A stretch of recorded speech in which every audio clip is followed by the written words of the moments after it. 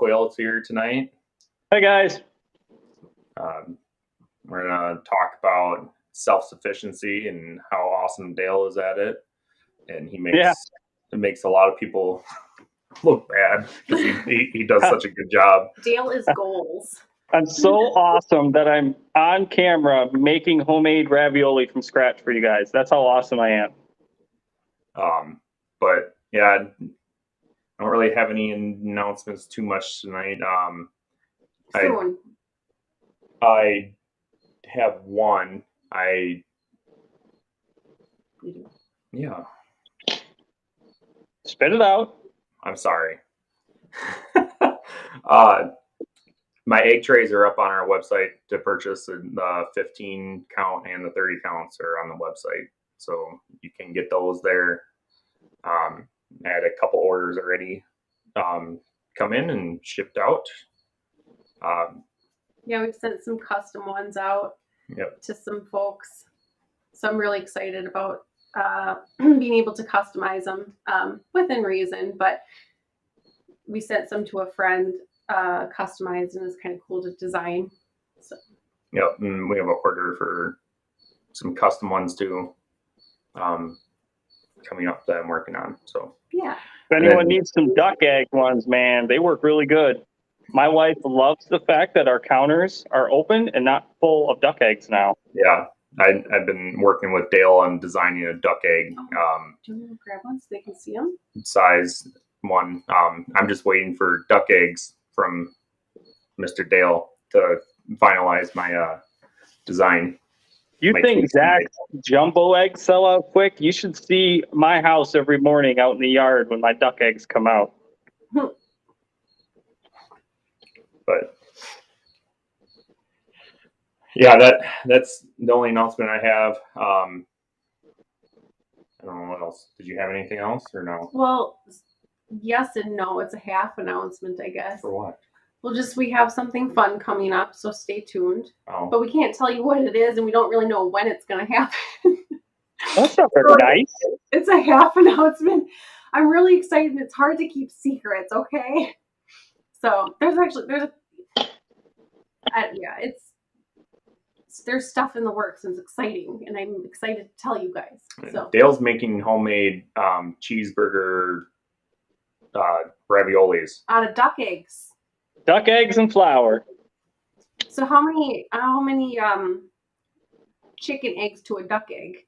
1.5 to 2. Oh, that's not so bad. I do. Oh, you said chicken. I thought you asked how many quail eggs to a duck egg. Well, then you can, you can times by 3. When I make pasta, we do it all by weight. It's a lot easier than trying to navigate, because even with our duck eggs, some are really big, as you guys saw, and some are just the size of an extra large chicken egg. So we do everything by weight. That's what real bakeries and stuff do, so that makes sense. I'm not a baker. I can't bake.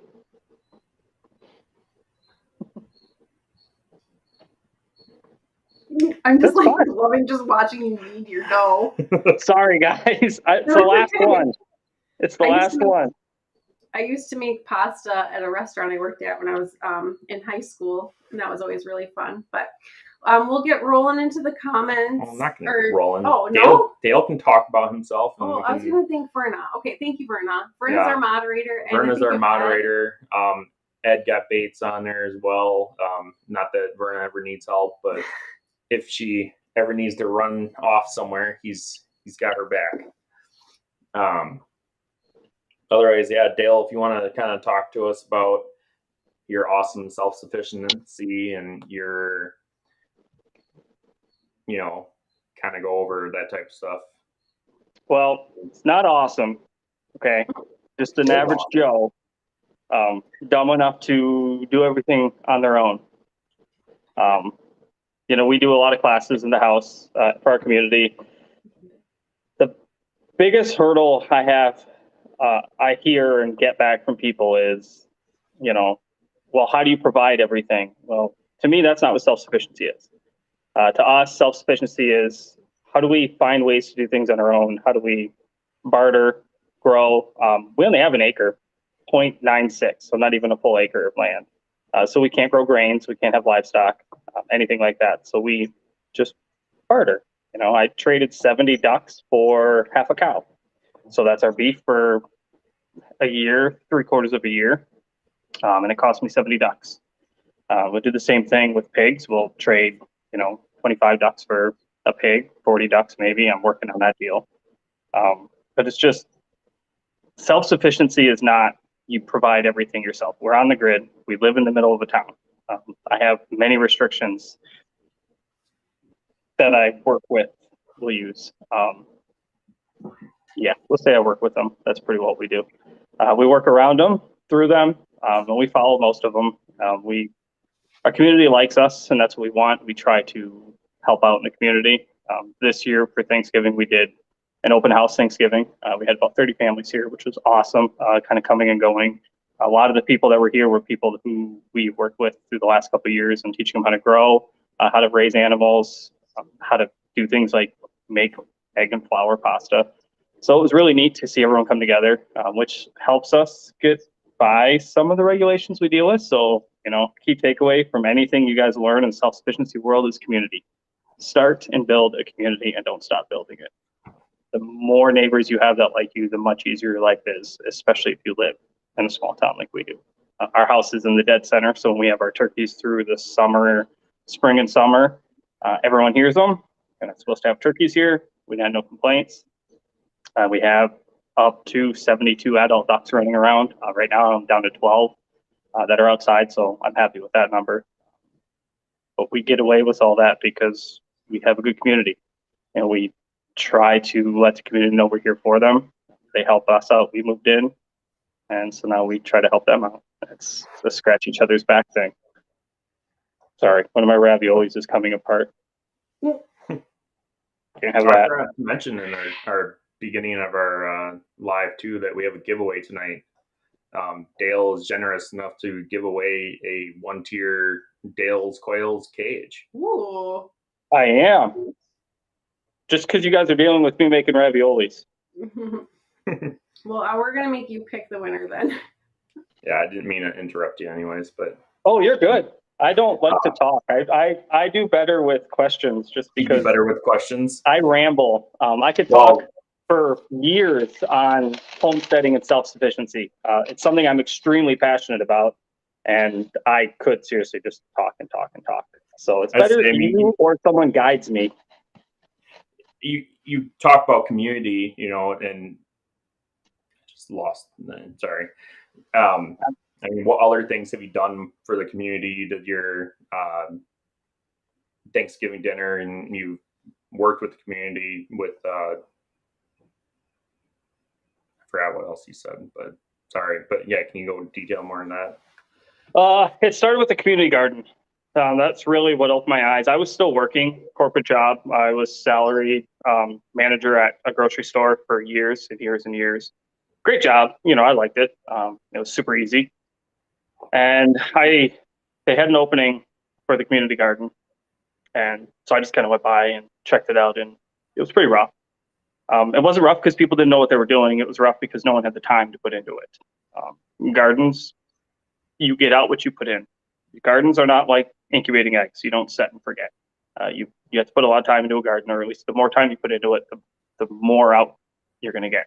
So I kind of put my name in the hat, and we have, at this point in time, I think we had the only garden in town other than that one. Our yard it's a good sized yard, but it's completely open to the public. We have neighbors on 3 sides of us, and it's, I have 80 yards of just open grass. So that's where we stuck our garden in. Everyone sees it, and it kind of got me in through the door, and we started working with people and teaching them, the basics of gardening. They want to try all these weird things, and I'm old school. I put my garden in the ground. I don't do raised beds. I do beds, but they're in the ground. I don't do raised beds, anything like that. So we just showed people the basics, and the garden grew. The town garden grew. More and more people got involved. More kids got involved, and right now we're trying to work out a thing where we can do a garden up at the middle school for my oldest goes to school, and just teach people about it. And that was the biggest thing for us that got us started in this town, was just getting the garden going. I mean, it's a small town. The town is 3,000, but the actual town, I think, is like 300 people, 400 people. If you look at our town on Google Maps, it's like 4 blocks. So it's pretty small, maybe 5. Yeah. So that was it. Is there a reason that you don't do raised garden beds? I'm just wondering. I don't know, the input versus output. I know there's ups and downs. You know, I know some very successful people who are, some people are very successful with raised garden beds. You know, you can move them around if you have to. But for me, part of my self-sufficiency meaning is not spending money. That's the biggest thing. You can, yes, scavenge enough wood to do raised beds, scavenge all kinds of other things to do them. But the ground works just as well. It really does. It's just as much work. You still have to treat your soil the same. If anything, it might be a little less work in the end of it. So we choose to just do everything in the garden. When it comes to potatoes, everything's in the ground. We don't do potato bags, potato towers, which don't get me going. They don't work. Don't waste your money. Potatoes do not grow like that. I promise. Yeah, I don't know. They grow in sand. Yeah, they grow in your guys' soil real well. I had to amend mine for 3 years. It's actually in We'll have to compare our grow outs of our potatoes this next year and see who does better on our land or versus yours, since they'll be the same seed crop basically. It's yeah, for that bag. Yeah, for that bag. Yeah. The school I went to, our school song actually says, because Watoma, we have sand. It was in our school song that like we had sand, like, because that's all that's around here. There is no good soil. It's just sand and maybe clay. You guys have perfect for root vegetables up there. I love when we go up north and I see the potato fields, and it makes me very jealous. We should try carrots. You should definitely do carrots. I think we did 680 pounds of carrots this year, 2 crops. Whoa. And yeah, sounds like a lot. And it is. It's enough to do us a year. And then everything we grow in the winter hydroponics will sell at our vegetable stand or give away at our vegetable stand in the spring.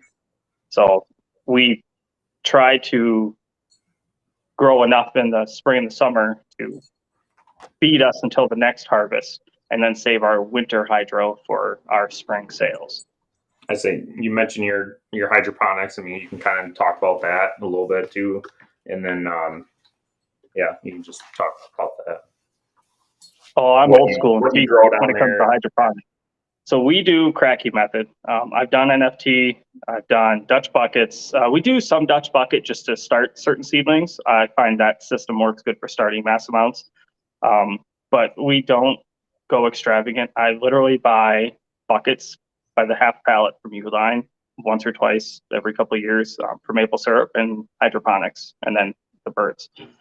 And if anyone's familiar with cracky method, it's you set and forget it. When it runs out, you refill it and put your nutrients in the water and refill it and grow. So this year we have 75 buckets, 3-gallon buckets we went with this year. We have 10 5-gallon buckets for our tomato plants. They suck water and grow very large. And a couple boxes I built out of pallets, and then put 12 millimeter plastic in the inside just to make them waterproof, fill them with water. And we do radishes. So every 25 days we have a harvest of radish, 180 radishes per month. And the same with carrots. Carrots are a long cycle, 90 to 100 days. So we actually just time it at 100 days, no matter what we pull them. So we do 180 carrots at the same time, which will time just in time for spring. A lot of greens. We always have greens growing inside. We do greens outside in the spring and then in the fall, but we don't waste the bed space in the summer. For us, we get 100, 105 degrees here. Greens don't grow well. And then it's a lot of root vegetables. They grow really well in water. We have not perfected beets or potatoes yet. It can be done. I don't have the time this year to put a lot of effort into it, but we will be trying beets, probably. Potatoes, no, but I think we're going to try some beets again. I had a small crop last year, beets. turned out all right for growing in water. So I was pretty surprised. It was different. They taste the same. They just aren't as red as a normal beet. So I don't know. We're very old school, very frugal with our money. So we try to use methods that have been around for a long time and work. And the cracky method has been around longer than any other method, and it works just as fine as those big expensive towers and vertical growing. Vertical growing offers a lot of extra space, which can be awesome if you don't have the space. We have a very large basement that doesn't get used for anything anymore, so it's just hydroponics. So I don't have to go vertical. So for people that might not know, can you describe what the cracky method is a little more? Yeah. So you got your bucket of water.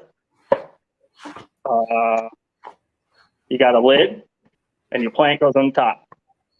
And then the roots grow in through the water and soak all the water and nutrients up.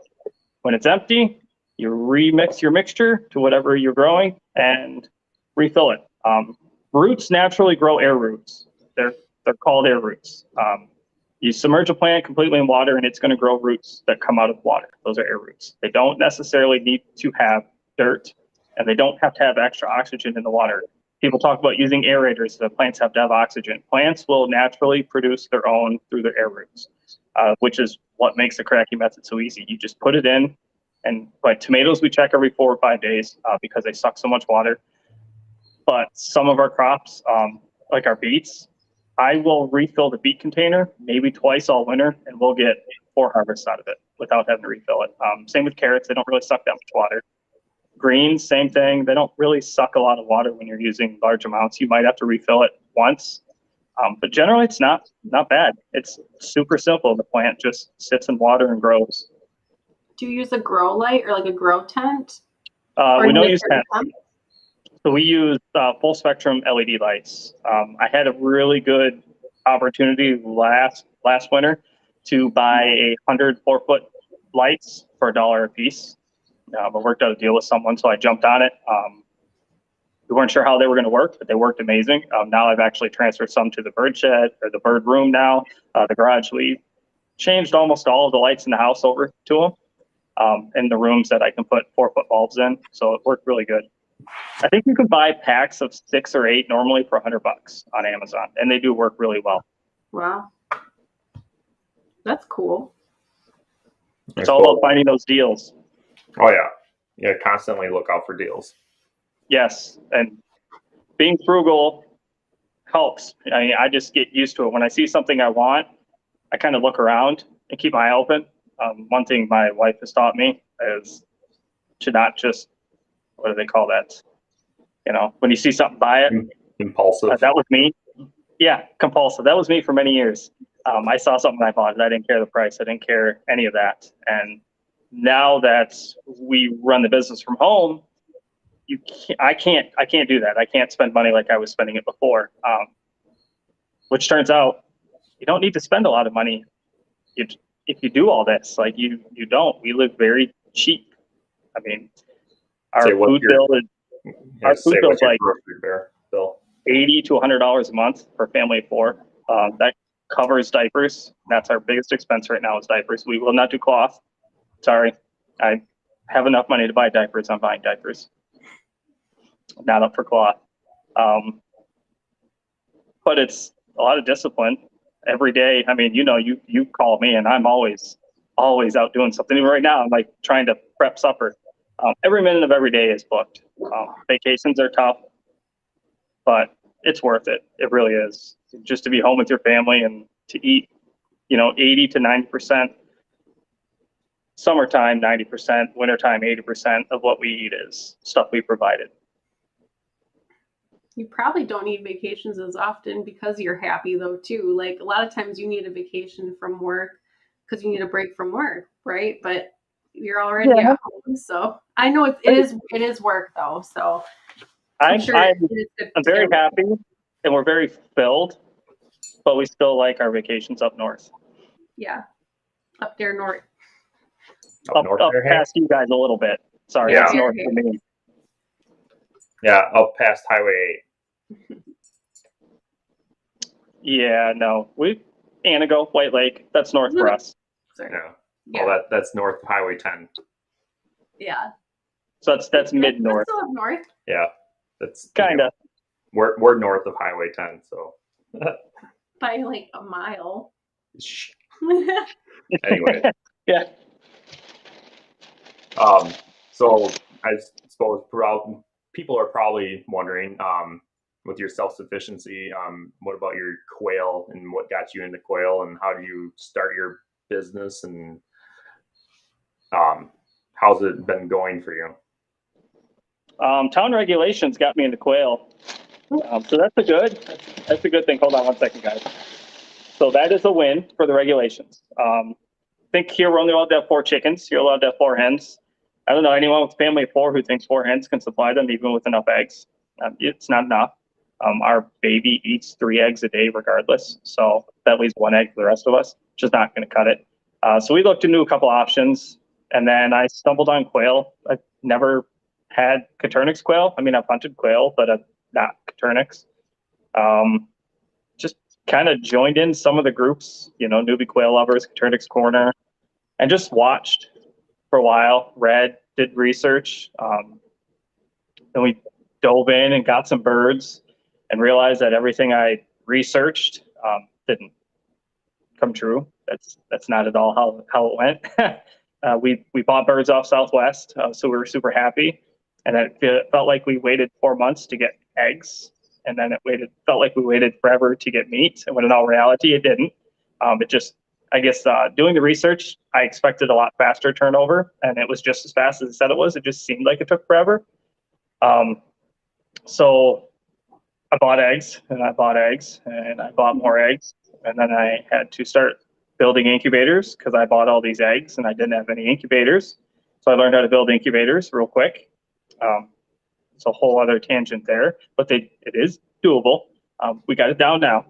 And then we just started having too many birds, and I kind of just started forcing the family to try it.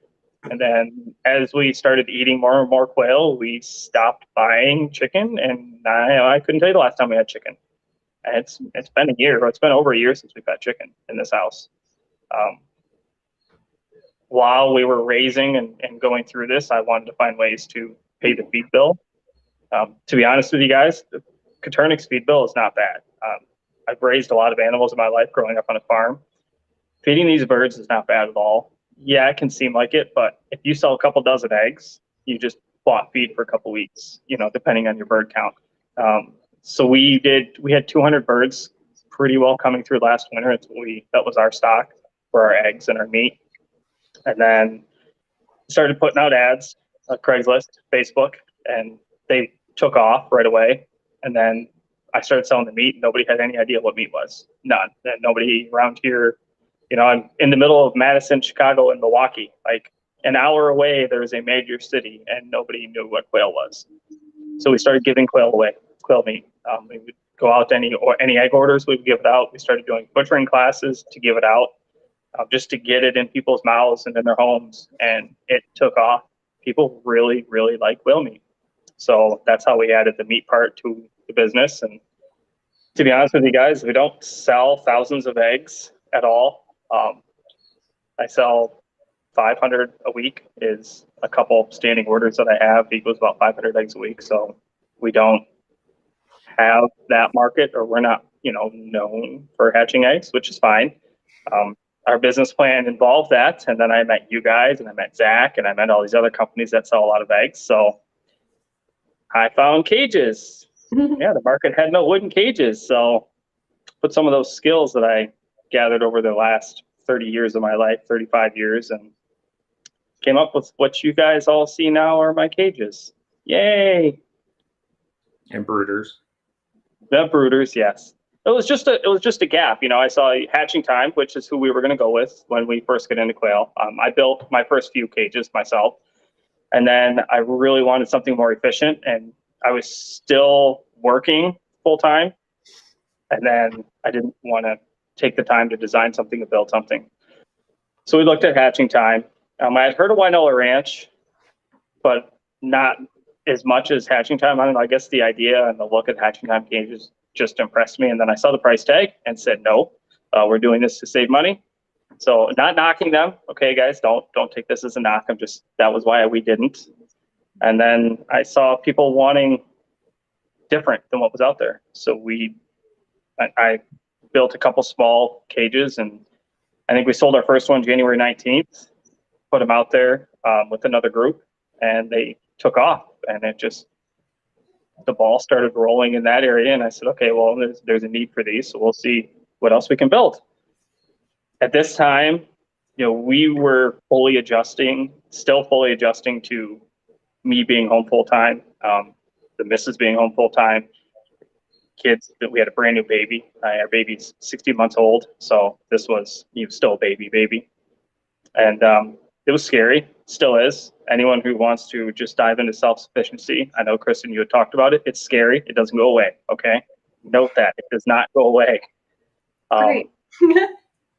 It doesn't, but use it. I mean, that's my drive. That's why every day I get up, I run the same routine in the morning, check on the birds, check on orders, make sure everything's set for the day. Kids off to school, baby's good, wife's good, and I go and work.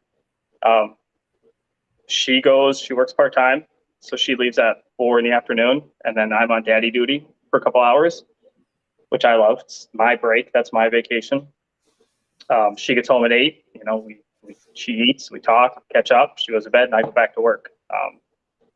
That's the part of self-sufficiency, or the way we do it, that is hard.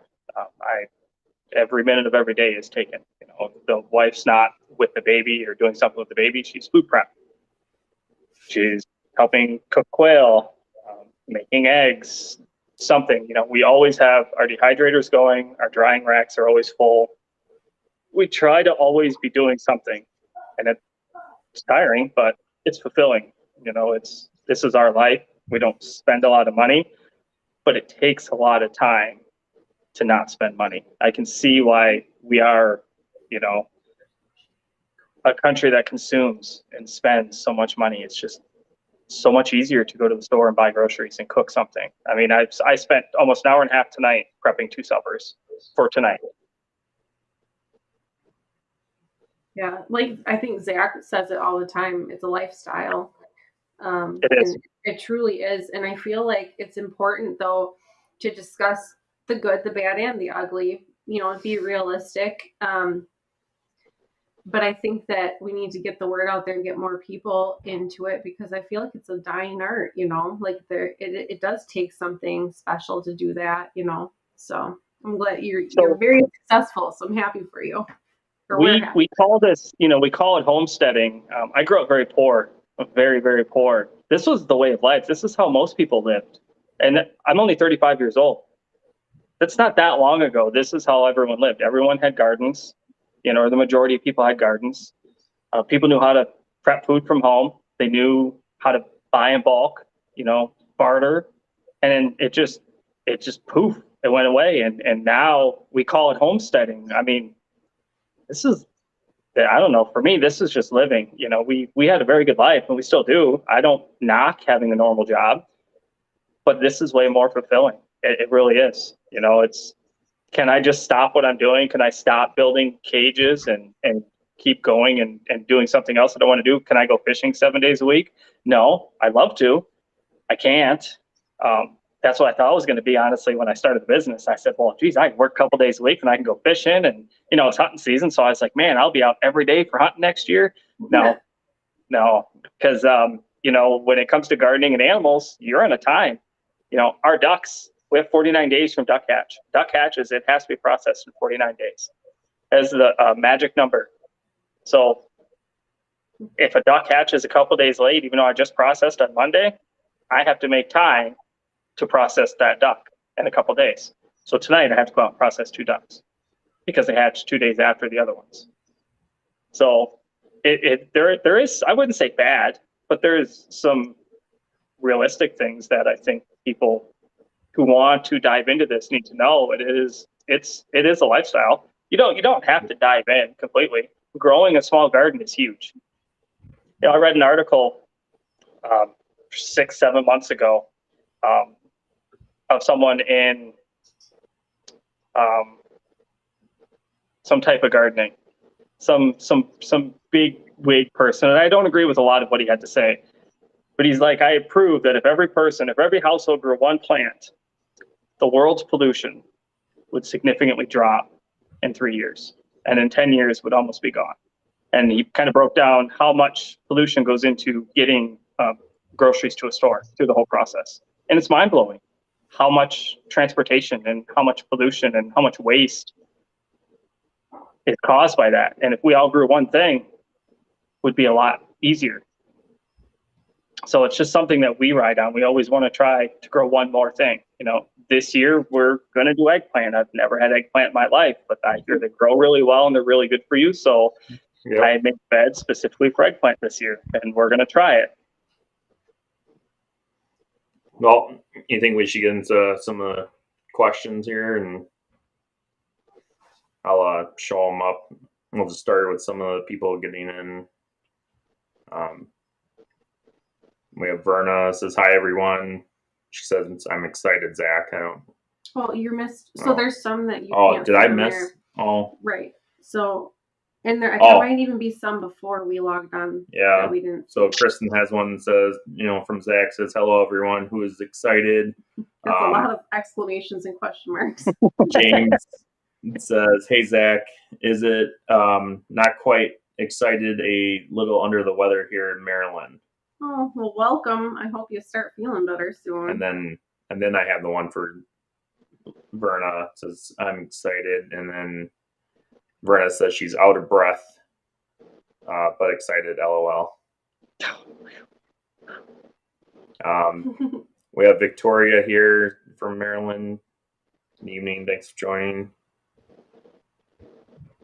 I'm going to skip a lot of the highs, people.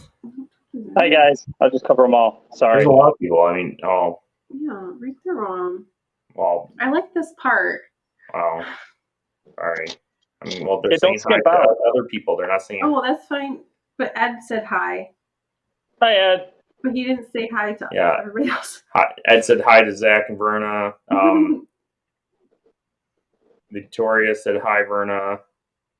Verna's saying hi to Ed. Zach is gone for the moment, I think. Verna says, everyone remember to hit the like button before posting, LOL. Yes. Yeah, if you want to hit the like button.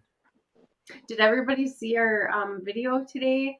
If you can share our video, that helps us out, and hopefully more people see some of the more fun side of Kristin learned how to do some cooking little bit, making stuff from scratch, eggnog from scratch. Yeah, it was a lot of fun. Good. Ed Gutbait said, WTF already made me order eggnog today, so let's see what other trouble they can get me into. You want to talk about trouble? This man here, Dale, shows up to my house, and you know what he did? He brought me 2 ducks. And he sent us eggs and a duck patch. I didn't want ducks. I didn't ask for ducks. I love them. They're named Donald and Daisy. Oh, I thought you did? Yeah. And then we had a single one hatch out. His name is Uno.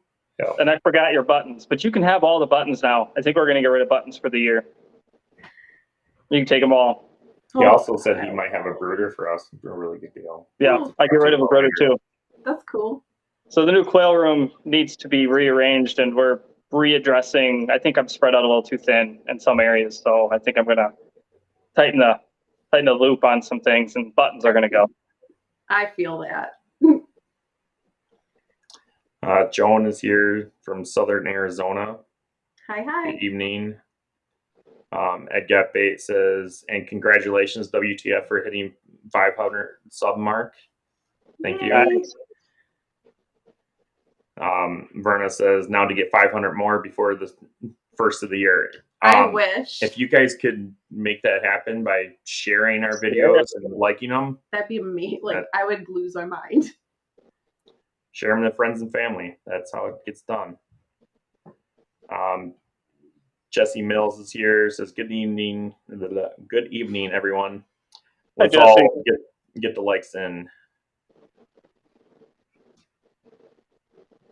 Joan says, looking forward to this. I have 72 Myshire chicks in Dale's medium brooder, all doing well. Nice. That's pretty well maxed out on that bad boy. That's awesome. S.L. Swanson's here, says, good evening, my quail friends. S.L. Swanson, your package went out today, not tomorrow like I promised. Got it done early.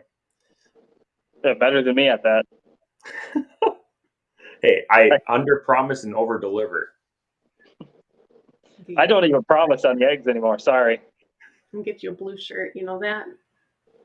Shut up. I really like that cup.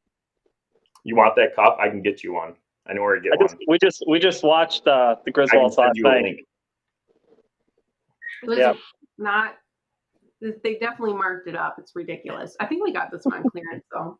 Ed Gabay said, good luck with your hatch, Joan. Berna said, a week from today, my WTF Celadon eggs go into lockdown. That's Yay! Awesome. That'll be good to see.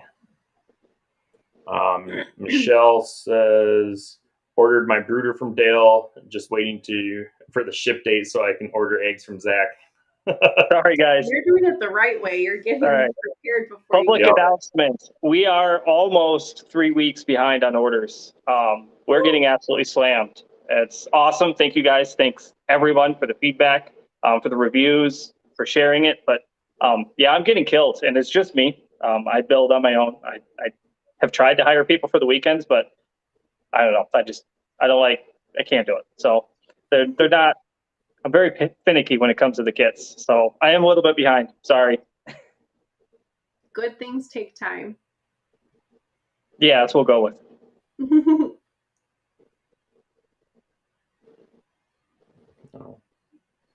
S.L. Swanson says, I was like 2 and 3, so I got mine in. I'm guessing the likes. Oh, yeah. That makes sense. Johnny's here. Says, hello, everyone. Hello. Hello. The La Rochelle Farm says, hello, folks. First snow of the year in Connecticut. A big old dusting of 2 inches. Gross. I'm jealous. We got 4 inches outside. And we're supposed to possibly by the end of the weekend have an additional 13 to 18 inches or something like that. Awesome. And we're 2.5 hours away with 60-degree weather coming. Yeah, we're supposed to get up into the 40s. So I think, I don't know if anybody here saw, we unfortunately lost Pave, our peacock, a couple days ago.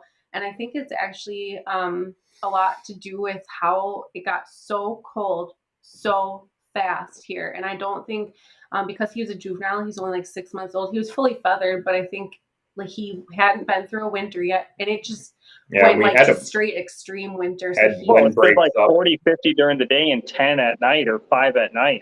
Yeah. So I think he went into shock. And yeah, I was in the upper 20s or low 30s, and then it went to -4 that night.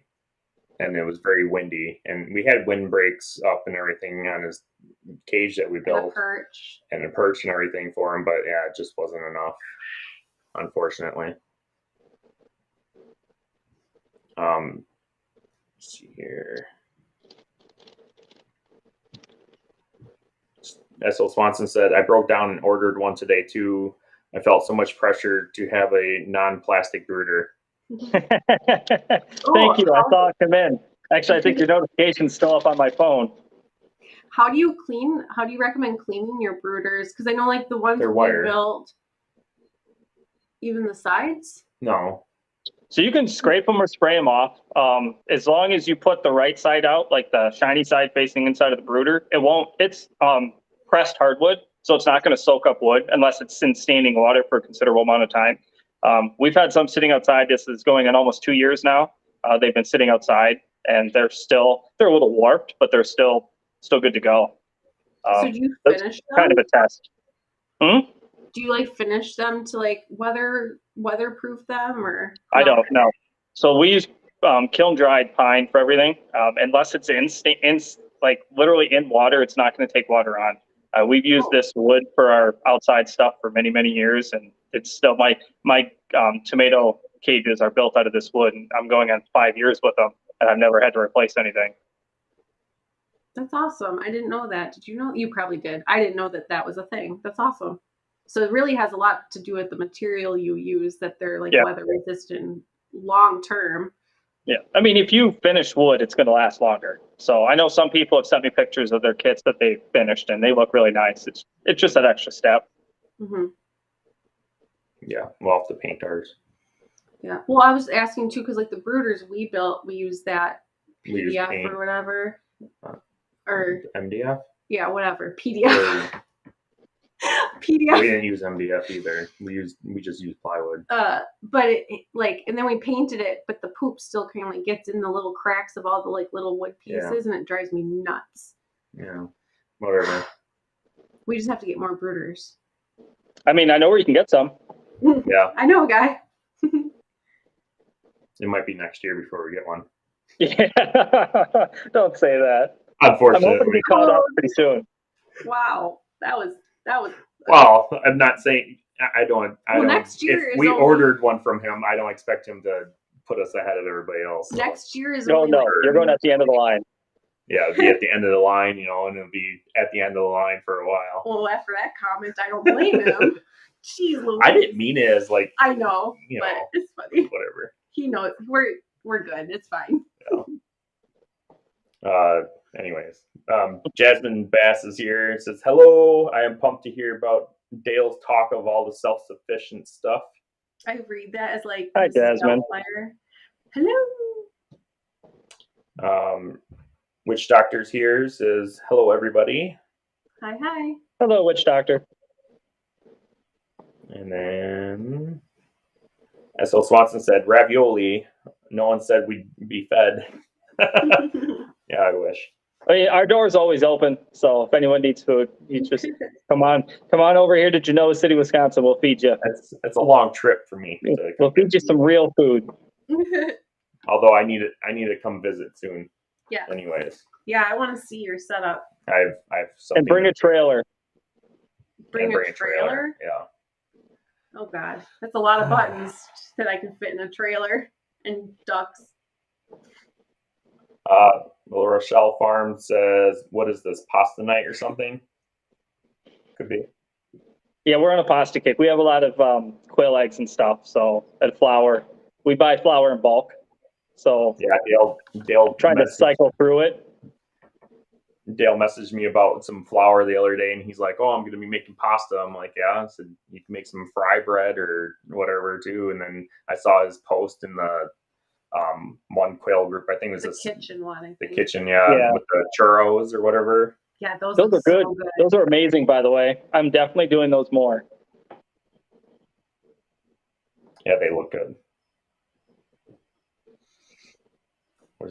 You missed this one, I think. It's just the time it takes to do that stuff.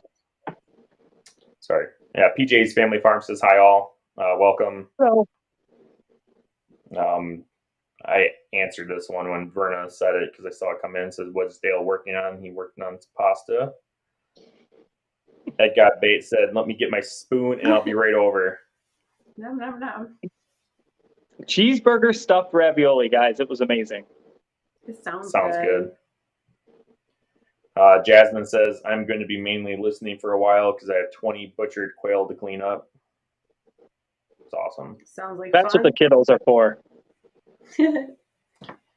My Shire Farm, Zach says, sup all. And my jumbos do sell quick, Dale. Ha ha ha. Hi, Zach.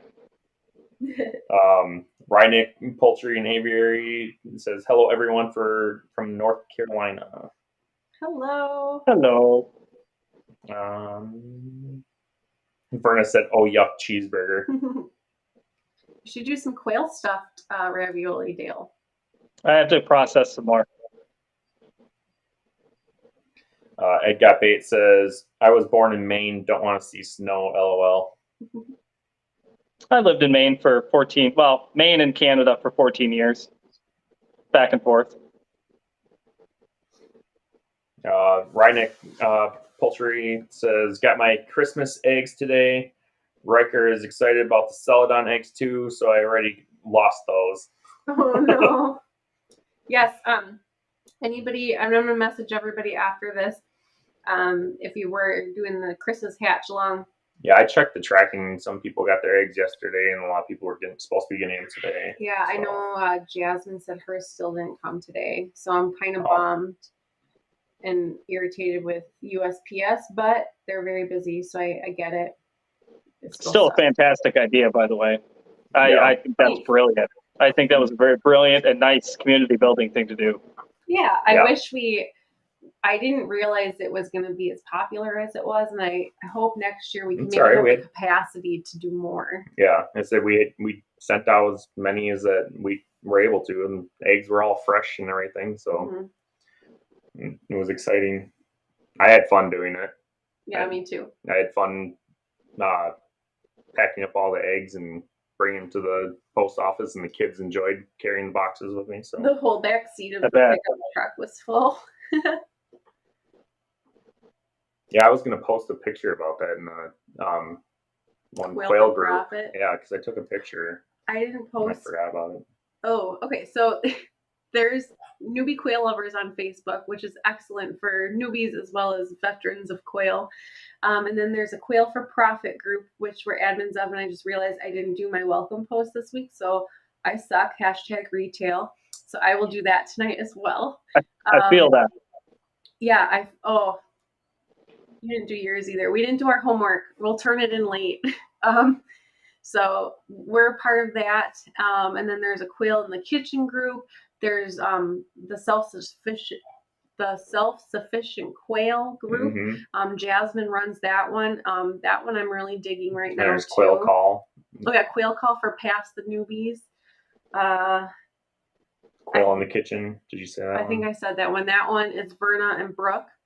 If I missed any, put them down below. I can't remember them all. Yeah. There's so many. I love that, like, they're all great groups. Facebook, and it's like Quail. I'm like, yes. We're going to dominate the world with Quail. Yes. Lorchelle Farm says, Dale's duck eggs got nothing on my goose eggs. Take that. Oh my gosh. Oh, I bet. There's probably like 10 quail eggs to a goose egg, huh? So if you want to send me some, I can make a tray for you. Do people eat goose eggs like they would a normal egg? I'm assuming yes. Like if you just, instead of cooking 4 duck eggs, you have 1 goose egg. What about ostriches and emus? Well, I think because ostrich only lays a couple eggs a year, I don't think people really eat those. Challenge accepted. Oh, they do. Well, I mean, I'm sure they do, but I forgot how many eggs were in the ostrich eggs. I think it's like 3 dozen chicken eggs or 2 dozen chicken eggs. The emu eggshells are so pretty though, that like emerald green. Someday we'll have emus, but I can't apparently even keep a peacock alive at this point, so I can't graduate to emus yet. Plus, I have nowhere to put emus on 0.97 acres. Ed got base at Cooking with Dales Quails. Yes. We should do that one of these times. Yeah, this is the most I've ever been in front of a camera. This is Alan says it's different. I'm not a baker. Yeah, we could do like a bake night we could do a live in the kitchen. Like a dinner night. That'd be fun. I can Yeah. Well, I mean, I'm gonna have to get up and put these raviolis in a minute so you guys get some of it, a little preview. There you go. That sounds like fun. Verna said Ed and I work together. Yes, you guys do. You guys are an awesome duo. Yeah, they work together over on Zach's live too, because lately his has blown up like bananas. Yeah, that was crazy. Yeah, so he definitely needs another set of hands and maybe even a couple more. So, but Ed and Verna are a very good team. So, and Verna is secretly a ninja. In case anybody didn't know. She's born a ninja. Yeah, but it's supposed to be a secret. Jeez. Yusuf is here. Hi. Hi, Yusuf. Congratulations. Congratulations again. Yeah. It's awesome. So for those of you that don't know, Yusuf won the 18 and under contest this month that my shire put together. They send, I think, 30 eggs, right? A brooder from Dales Quails, a Winola Ranch cage. We send like a feeder waterer and heat lamp thingy and a sticker and maybe a tray. Ed got bait, donates the scissors. And then my shire also does cam roller. Oh, that's right. Yep. And they pool the money together as well to buy incubators. And I think Dale, 2 of them, oh, he's gone. There he is. Okay. 2 of them, I think Dale helped with or something. He's donated so much money to buy a couple incubators. Yeah. He's awesome. No, I don't. It's for the future of the children. Oh. It is. Money's gonna go to something, so it might as well go to something that's gonna help everyone. Yes. Love it. And then they're also shipping 2 bags of feed, I believe. Zach said. Yeah. No, is it the bags or is it a feed card? I was confused on that. I don't know, honestly. I mean, either way, that's enough food awesome. to get. Yeah. Yeah. Gary's here, says hello from North Carolina. Whiskey Tango Hi, Farm, Dale, Verna, Ed, and all the Quail family and friends. Good evening.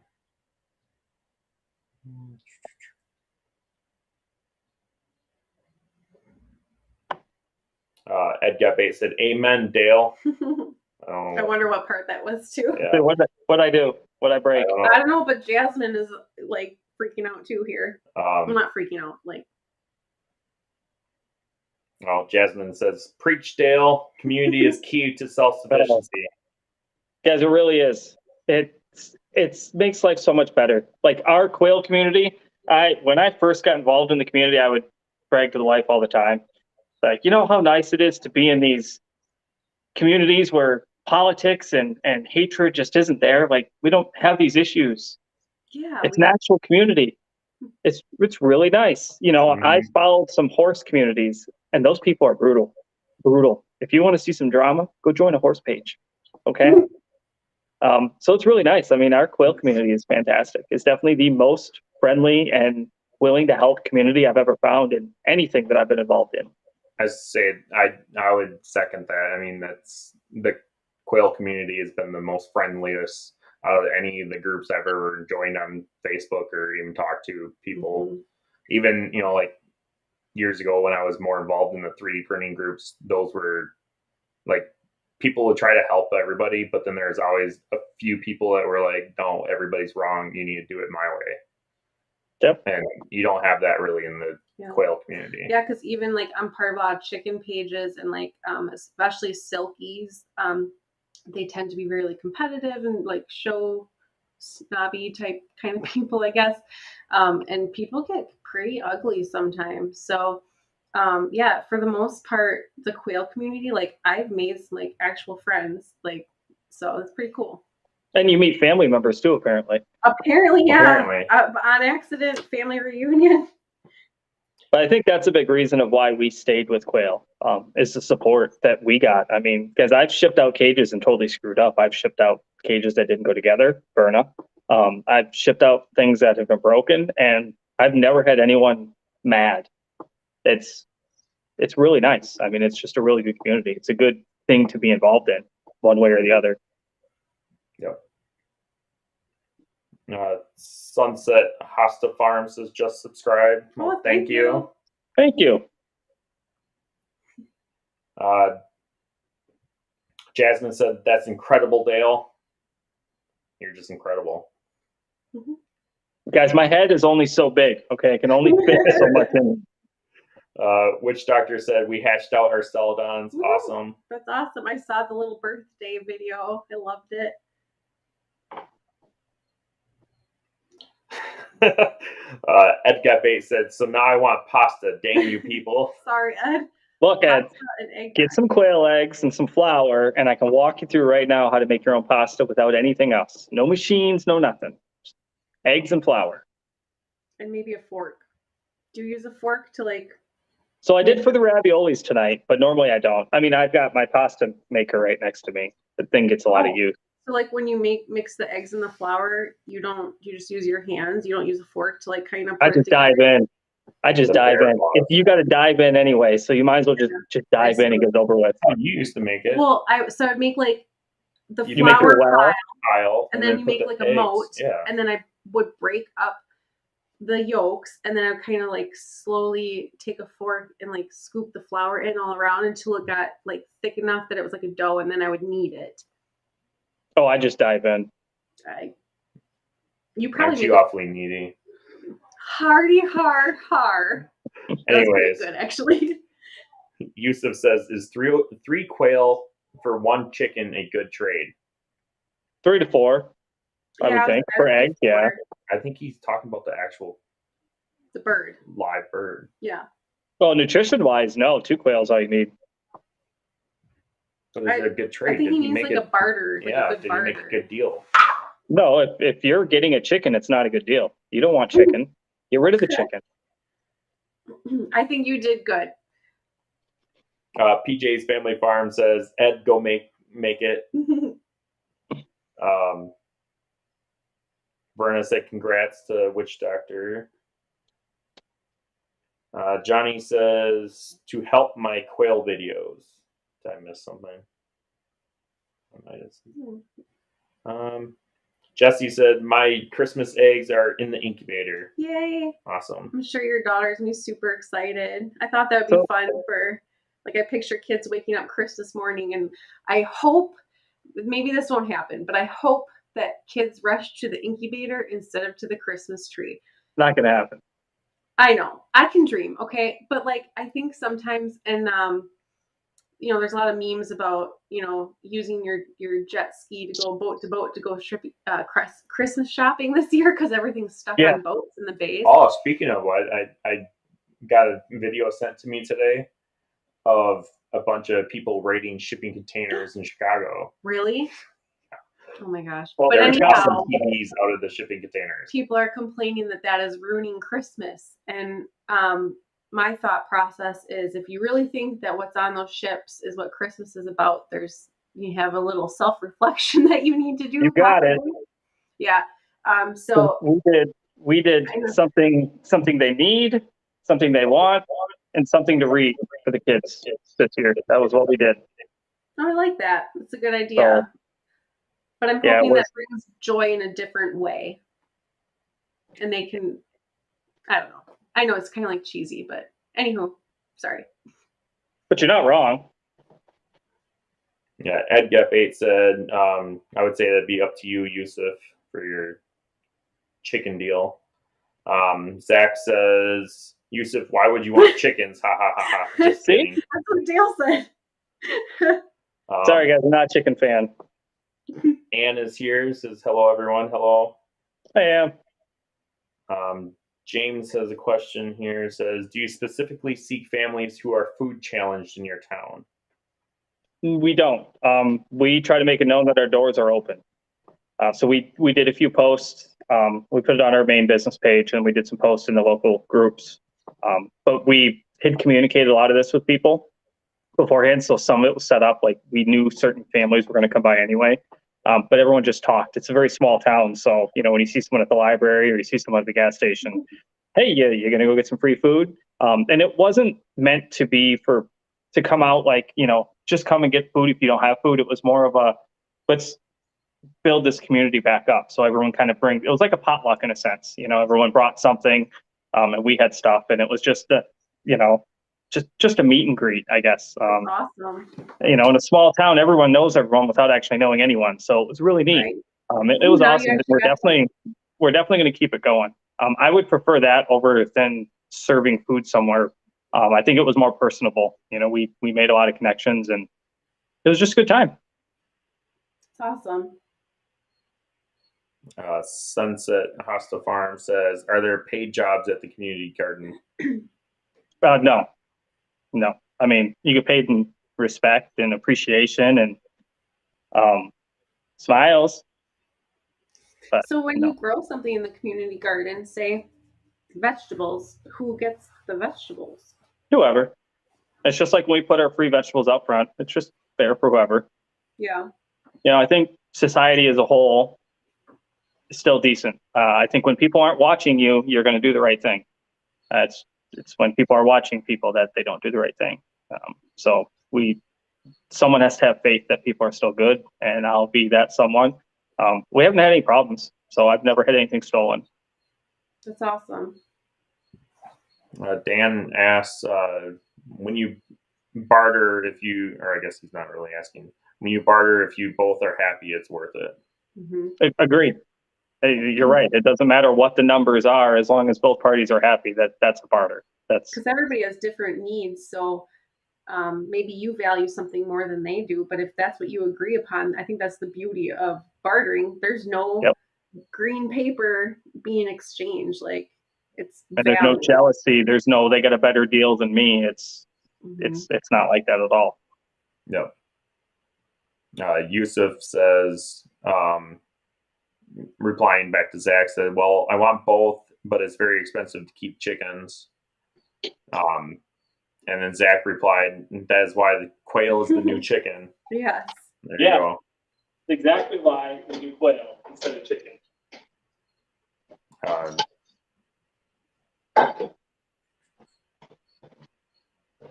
Sunset Hosta Farm says, where are you at? Wisconsin, southern Wisconsin. I'm southern Wisconsin, and you guys are central Wisconsin. Yeah, smack dab in the middle. Yep. Okay. Myshire or Yusuf replied back to Marshire and said, "Yeah. Also, when can I text you with my?" Okay, yeah, that's not really. I should read more before I put stuff up. Sorry. Gary said, "Wahoo to the new chicken." Yep. Also, I think Zach, correct me if I'm wrong. I believe it's on their website still. There's a bumper sticker. It's an outline silhouette of a quail, and it says "Quail's the new chicken." I slapped that bad boy on my car so fast. I love it. It's my favorite. You did, huh? Okay, I made him do it. I did put my own NRA sticker on. Thank you very much. And my own Whiskey Tingle Farm sticker. But those are... It's the Mrs. Dales Quails. Yes. It is the Mrs. Dales. She's wearing the shirt too. Oh, come say hi. She says hi. Hi.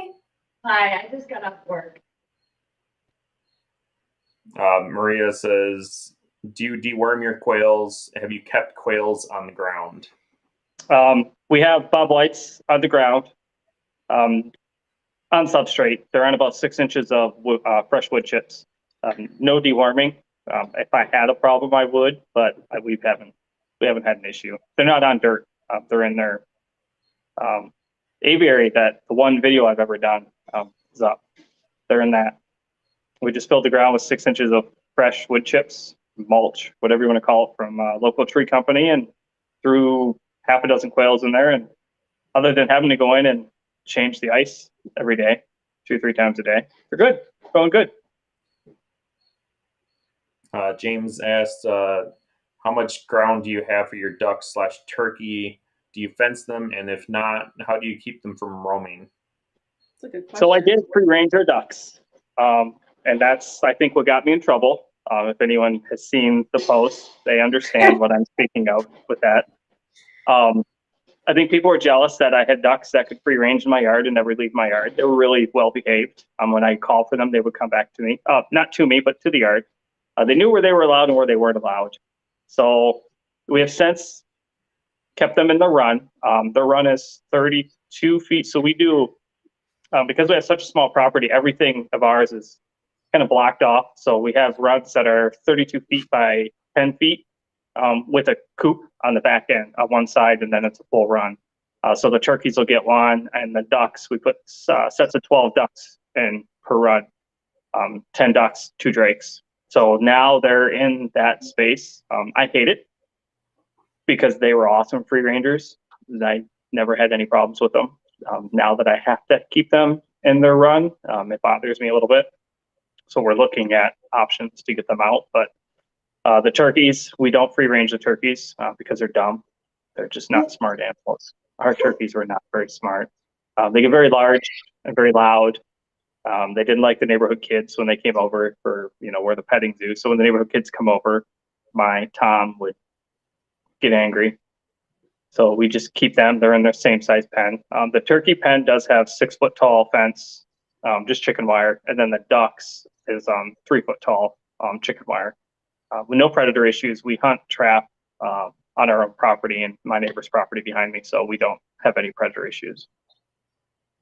What do you do for like water for the ducks in the winter? Do you give them like a little kiddie pool to play in? Nope. So we pulled the pools when it got cold, when it started freezing. Now I just refill 5-gallon buckets and run them out to them a couple times a day. It sucks. And you leave the bucket out there for them to splash around, or? Well, yeah, sometimes I find one in a bucket and it's annoying because then I have to dry them off.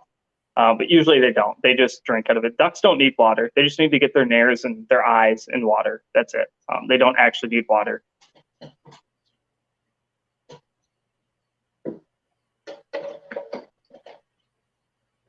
The lower shell. I can't the La speak. Rochelle Yeah, farm. there you go. I don't know why I can't speak all of a I sudden. know you're usually able to say it.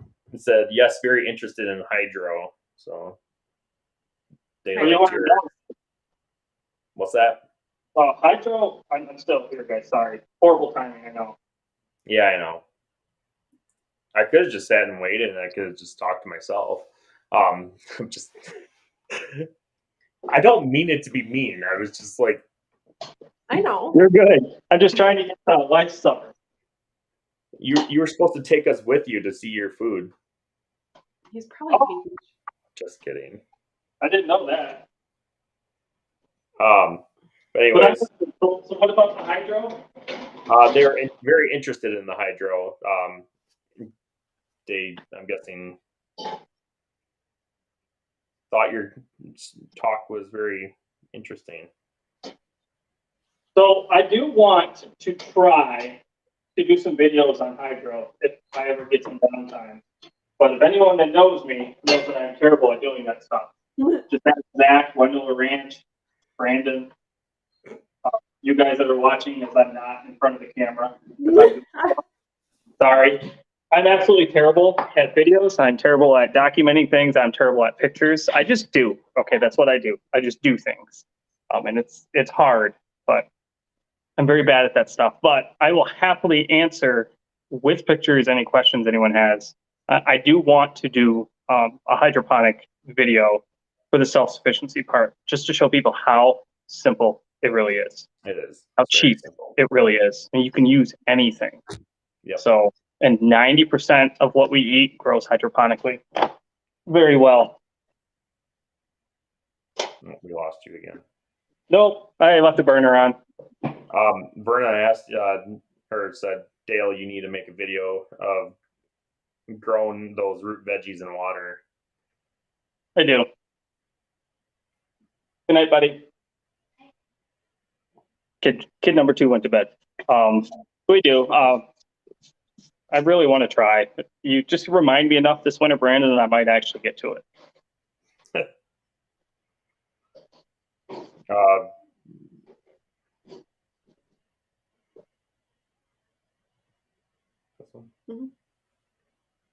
Verna said, Quail take up the bedroom. Lucy and I share the front room, and the only thing left is tiny kitchen and tiny bathroom. She was discussing about not having room to do the hydro because she doesn't have a balcony.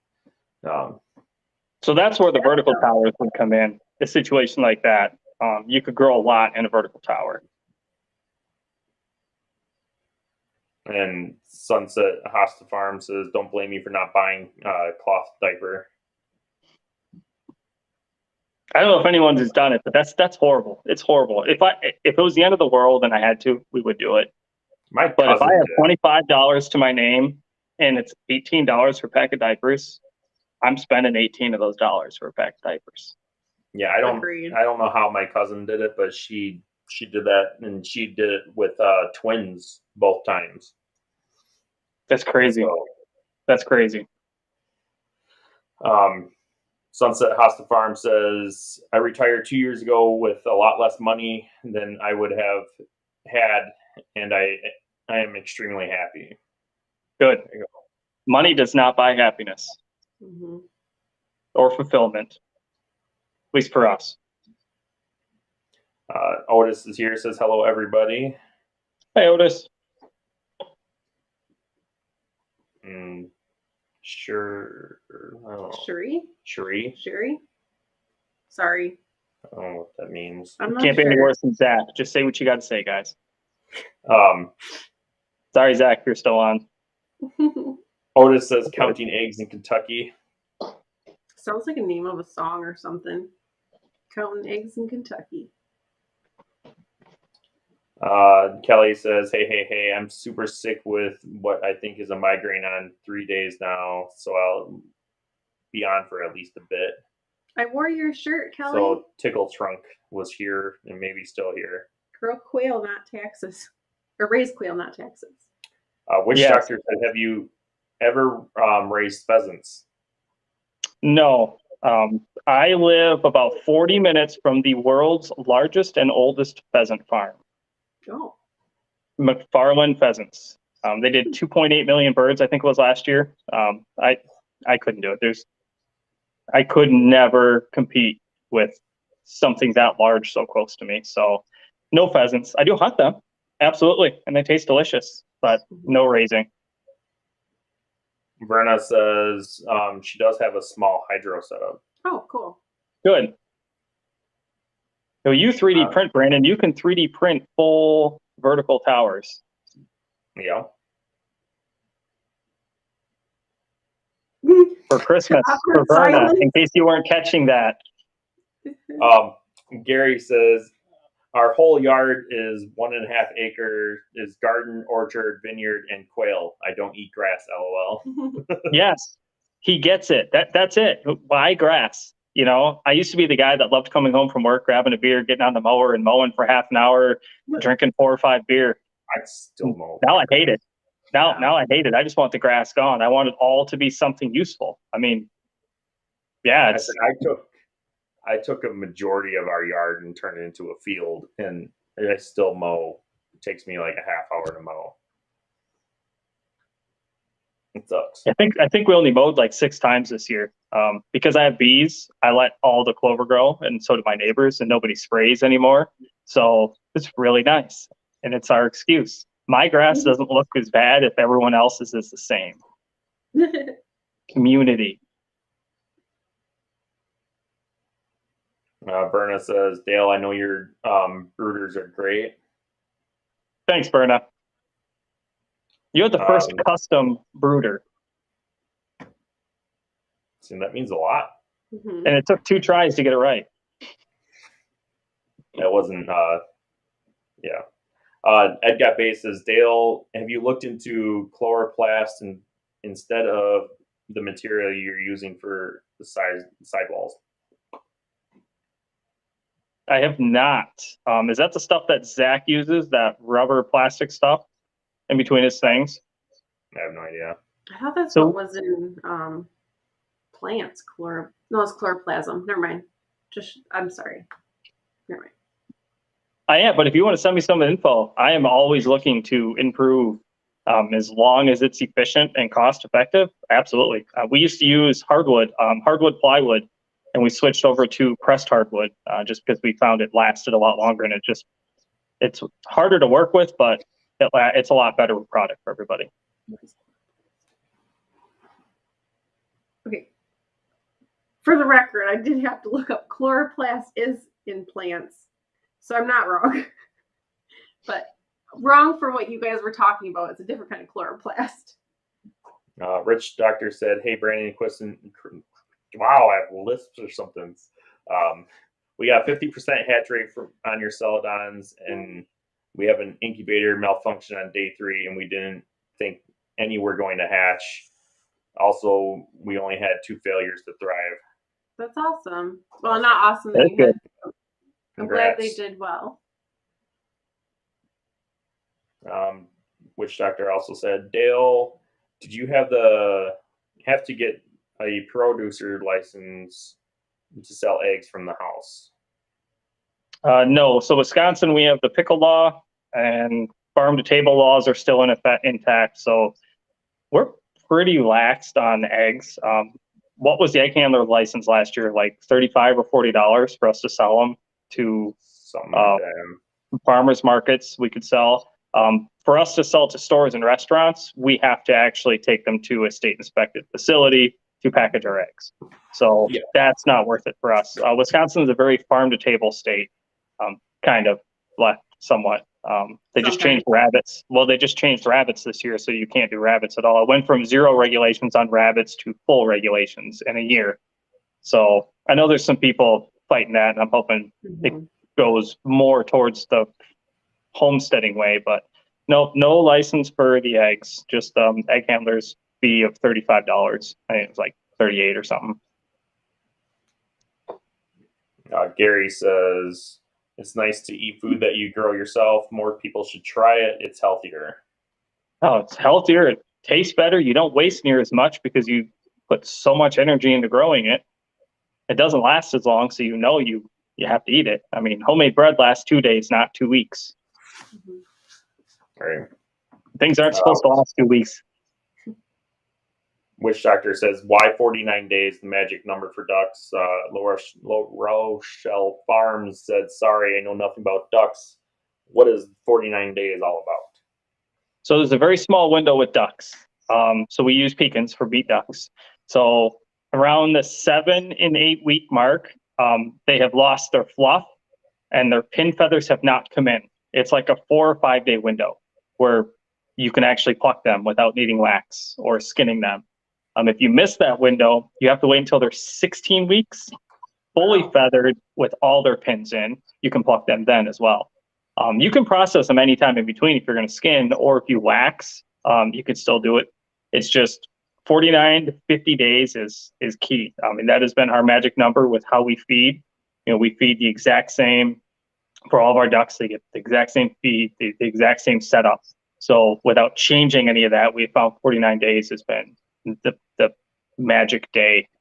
Any sooner and it's all fluff and I can't get them cleaned any later, and I'm spending hours with tweezers plucking pin feathers, and that's not cost effective or even worth it. And you try to sell a duck that's skinned, good luck. People don't want skinned ducks. They want the duck for the skin, for the fat. Yep.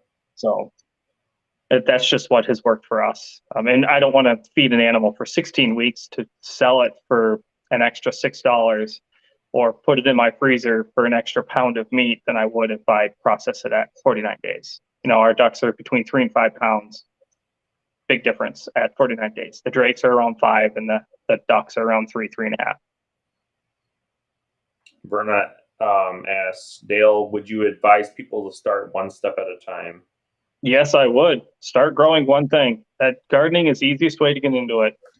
My kid's got flowers growing upstairs in a pop bottle thing he did on his desk. Just one little thing. It doesn't take much. A tomato plant is an easy salad, green, anything. Not even raising animals. Just start it and see what the process is going to be to process, to get your food saved. Learn how to dry your food, freeze it, prep it, blanch it, do whatever you have to do. Don't dive in head first like some of us idiots do. It's overwhelming, and we make a lot more mistakes than we had to make.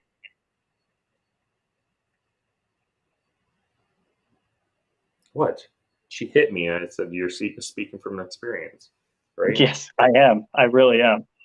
Made a lot of mistakes that didn't need to be made. Gary says, no doubt it's work, but worth it. Every day, and it's worth every minute of it. Sunset Hosta Farm says, do you think getting chickens is the gateway to being a homesteader?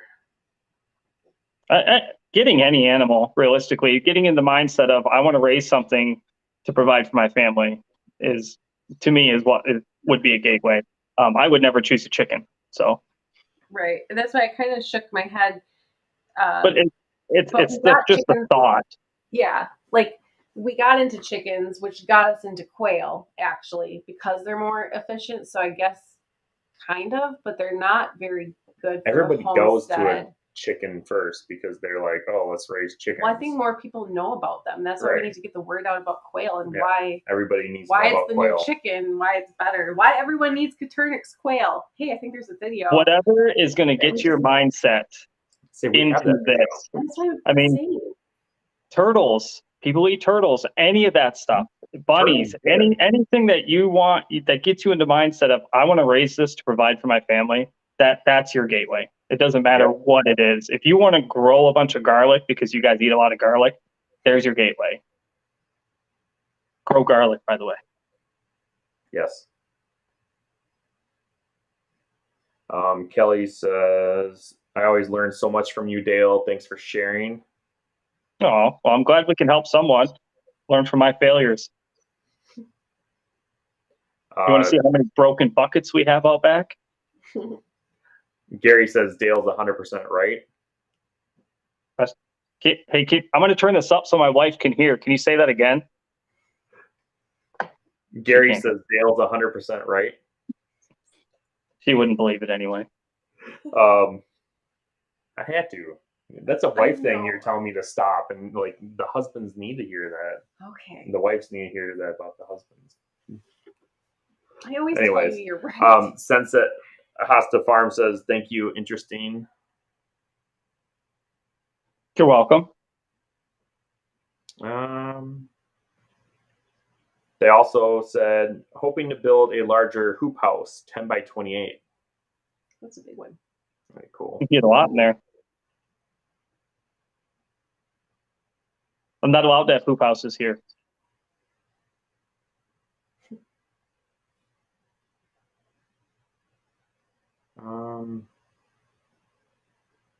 What's that? Oh. Sorry. James says, living traditions mentioned you have 2 different brooders now. Can you say what size they are in square feet? You actually have 3 different sizes, right? No, for brooders that are on the website and available, 2 normal. I mean, I could make pretty well anything between. Just ask Verna. The small one is a hair under 4 square, and the large one is 10, 12 square, somewhere around there. I have it written down somewhere. It's 3. Is that the medium one that they had on their channel? Yeah, the medium. It's 40 by 39 inches, so 10 something. It's enough for 60 to 70 chicks. Someone had said they had 72 chicks in it. That's pretty well. It's maxed out.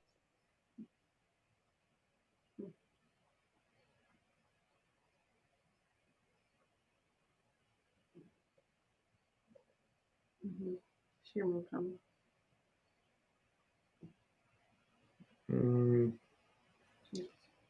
Oh wait, you didn't see.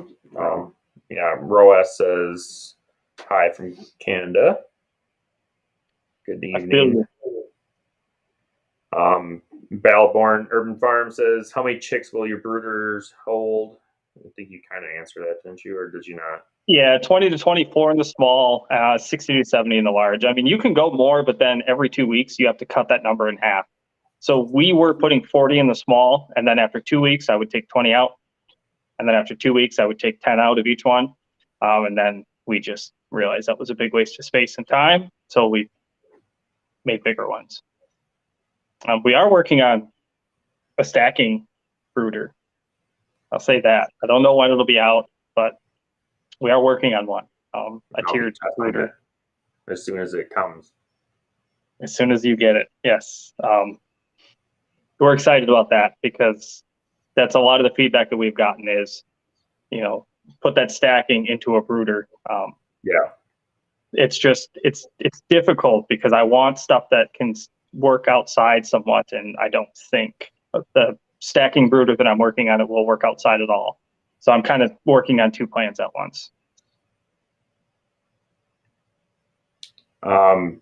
Jasmine says, Dale, we talked about the comparison trap of Hollywood homesteaders and guarding our minds with being intentional about who and what we watch/listen to. Who are your go-to YouTube channels and podcasts? I'm not going to lie to you guys. I don't watch YouTube. I watch you guys. I watch Zach. I watch Living Traditions. I listen. We're going to change it to listen. I don't really have any favorite homesteaders that I follow. It's terrible. I blame it on not having time. I do listen to the Modern Homesteading podcast, which changed over to permaculture redone or something. I listen to a lot of random permacultures. You're going to be on that show, aren't you? I'm hoping. He hasn't put a new one out in 3 weeks, so I'm waiting to hear back. But honestly, when it comes to listening to my podcast, which is I do listen to a lot of podcasts, I find something that has a good title The voice isn't annoying, and I can stand to listen to it for 8 hours at a time. So I bounce through quite a bit. I skip all the episodes. Right now I'm listening to the survival podcast. He's super offensive. He's super blunt. Survival podcast. Jack, I can't think of his name. Just look up survival podcast. Guy's awesome. That's pretty rough around the edges, and it's not all about homesteading or anything, but he does bring a lot of permaculture and stuff. And Jack Spirico, that's the guy's name. Yeah. So he's probably the one that I've listened to the most now that Redemption Permaculture is currently on hiatus. But that's it. I wish I had homesteaders and YouTubers that I could talk about, but I just don't. I don't have the time. I can't let it play in my ear. Like when I watched your guys' videos and Zach's videos. Just besides those 3 big ones? That's pretty well it. Just you guys. You, Zach, and Living Traditions. Some 3 big ones. Just kidding. A lot more other people are. I like Brandon. I like your editing. I mean, I want you to edit all my videos. When you were doing the unboxing of the Wynella Ranch cage, like I was all pumped. And then I looked at the screen and I saw you weren't doing anything, but I was super pumped. I'm like, wow, okay. That was my favorite one that you've done so far. It's got a lot of views on it. I think we're almost to 700 views, and it came out only less than 3 weeks ago. So yeah, that one was good. I liked it. Spent a lot of time on it. It was fun. Bellborn Urban Farm says, "We want peacocks. Sorry, you lost yours. How cold can they survive in?" Well, I know they can survive Wisconsin winters because I was talking to my one farm friend that I actually get all my silkies and stuff from, and she keeps hers outside all winter long. But she has hers, like she has a flock of them, and she has several, so they can huddle together. Whereas Pave, he was alone, and then even though he was fully feathered, he was a juvenile, so he wasn't like bulked up. And he wasn't acclimated and got really cold really fast. It's kind of the perfect storm, and I think he simply went into shock. And obviously, I would have brought him inside had I known that there was that risk. So, like in hindsight, I understand what I did wrong. Obviously, at the time, if I knew I was doing something wrong, I would have done it differently. So, yeah, it sucks. I'm more upset that it could have been prevented. If I had known, I don't know.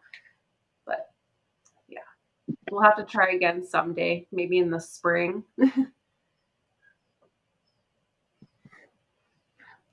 Estel Swanson said, to be fair, next year's is 3 weeks, so it'll be on time. That's what I said. Yeah.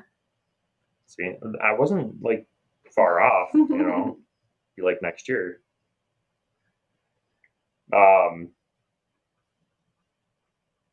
Verna said, in my limited space, I can't buy in bulk. You could buy flour in bulk.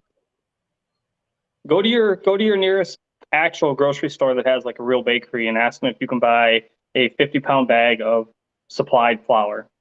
And I almost guarantee you they'll sell you a bag with maybe a 10% markup, and it's still going to cost you way less than buying something off the shelf. I think I'm coming from someone who spent his life. She has no storage.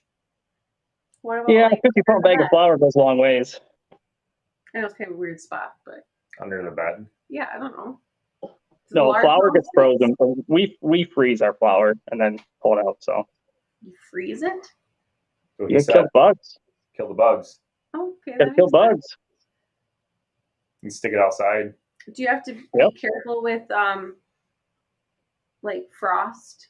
Like no moisture? Yes, but not so much. I mean, we could put it outside too this time of year. See, we're lucky in Wisconsin. We have a natural freezer for about 4 months out of the year. Well, it's like with the eggnog thing when we were making that, and we also made pickled quail eggs before that, and so we put the pickled quail eggs in a water bath. But then when we went to make the eggnog and we needed to put that in a water bath, we had no ice, and Brandon was like, "Go get some snow outside" to the kids, and they went out and they got some snow. We brought it in.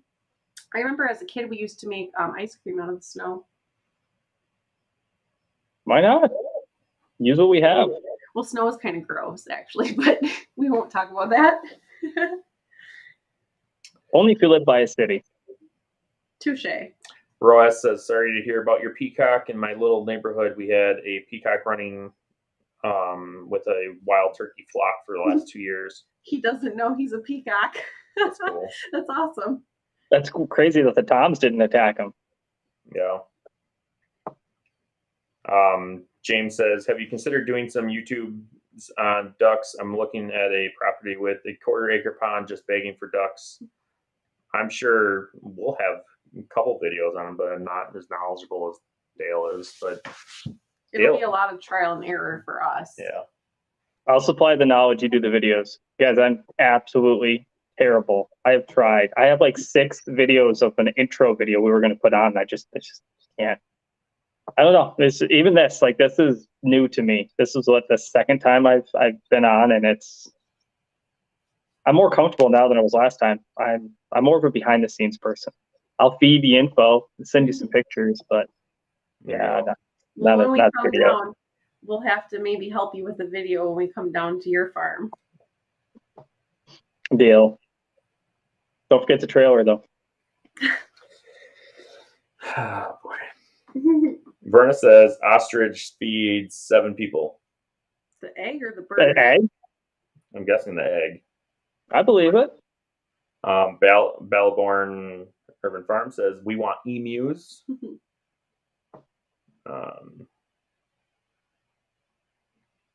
Edgape asks if we can get smell-o-vision for cooking videos. That'd be a good idea.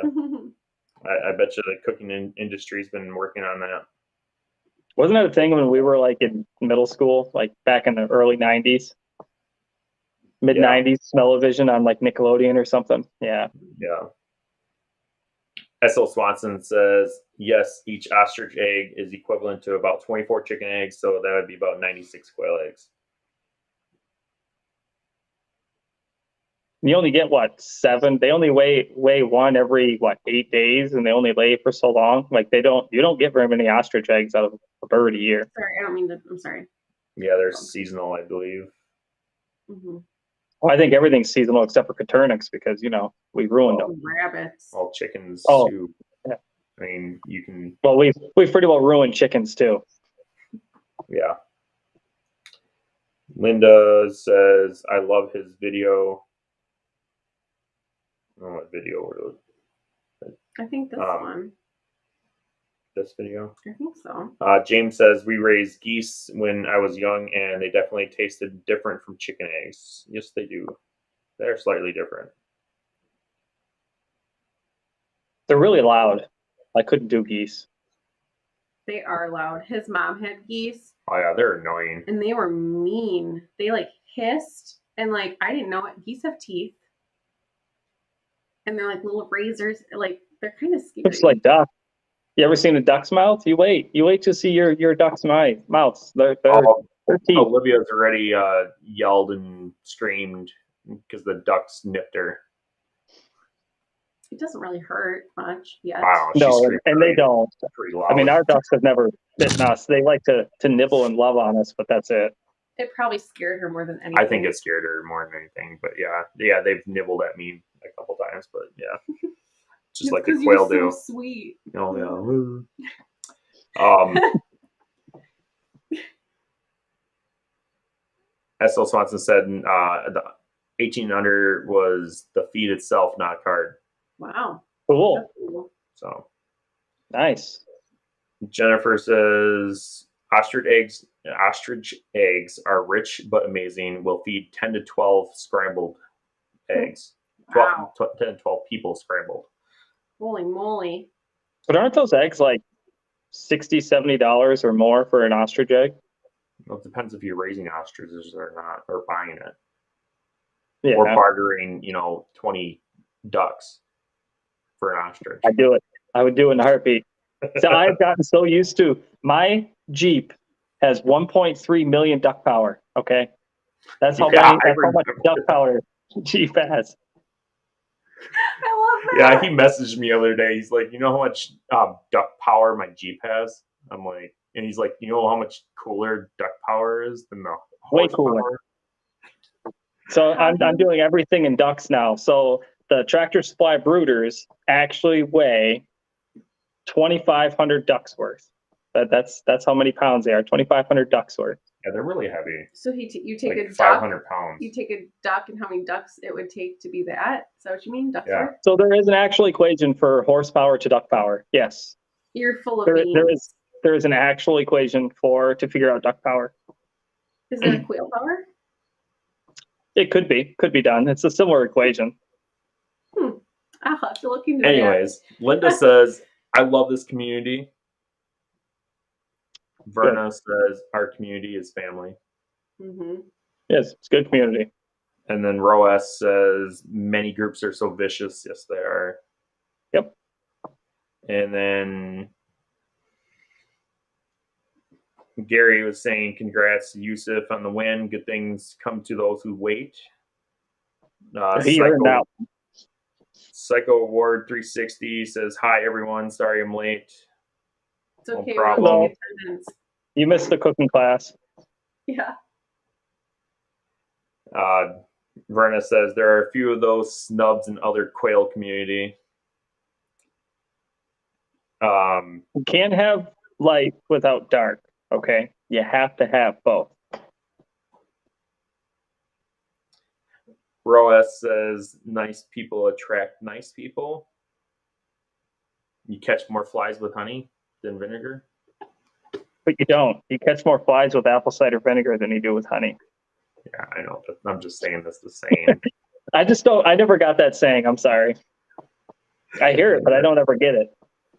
Maria says, Dale, or do you deworm your quails? Did Maria ask them? I think we did. To keep some quail on the ground. We did ask that, or maybe it was somebody else. It might have been somebody else. No to dewormer, yes on the ground. Did I accidentally lose my spot? Is that the problem? No, I think she may have. I just moved. Posted twice. Just really messed up. Oh yes, you did. Oh my. Please hold. Oh no, you're almost there. Keep going. A little more. Do you guys want to see the pasta maker? No, just kidding. Yeah. Just kidding. Is yours the hand crank one too? Yeah. Everything's hand cranked in his house. He's a hand cranked meat grinder. Really? Yes. Man, but you gotta work out. Holy mackerel. Yeah, I have the roller. See? Little cheapy. Yep, Works that's awesome. what I have. And then you can adjust on the side the thickness, like 1 through 6 or whatever. I couldn't tell you the last time she made me pasta. It was shortly after we got married, so 10 years. I don't even know where that is. I think it's in that cabinet. It's in a box. I mean, I know math can be hard, but a couple eggs and flour is not hard, Brandon. You know what? I just don't eat pasta. Anyways, S.L. Swanson said, eggs, pasta, and a little water. Don't forget the salt. Always add salt. Yes, yes. Verna said, Kristin, it is better to use your hands than a fork. Thank you, Verna. Handsy. You got to get your hands in there anyway. That's true. Linda said, let's do a virtual potluck dinner on Zoom and have everyone show and share their favorite quail recipe. That would be fun. That would be fun. We could do that. I could do that.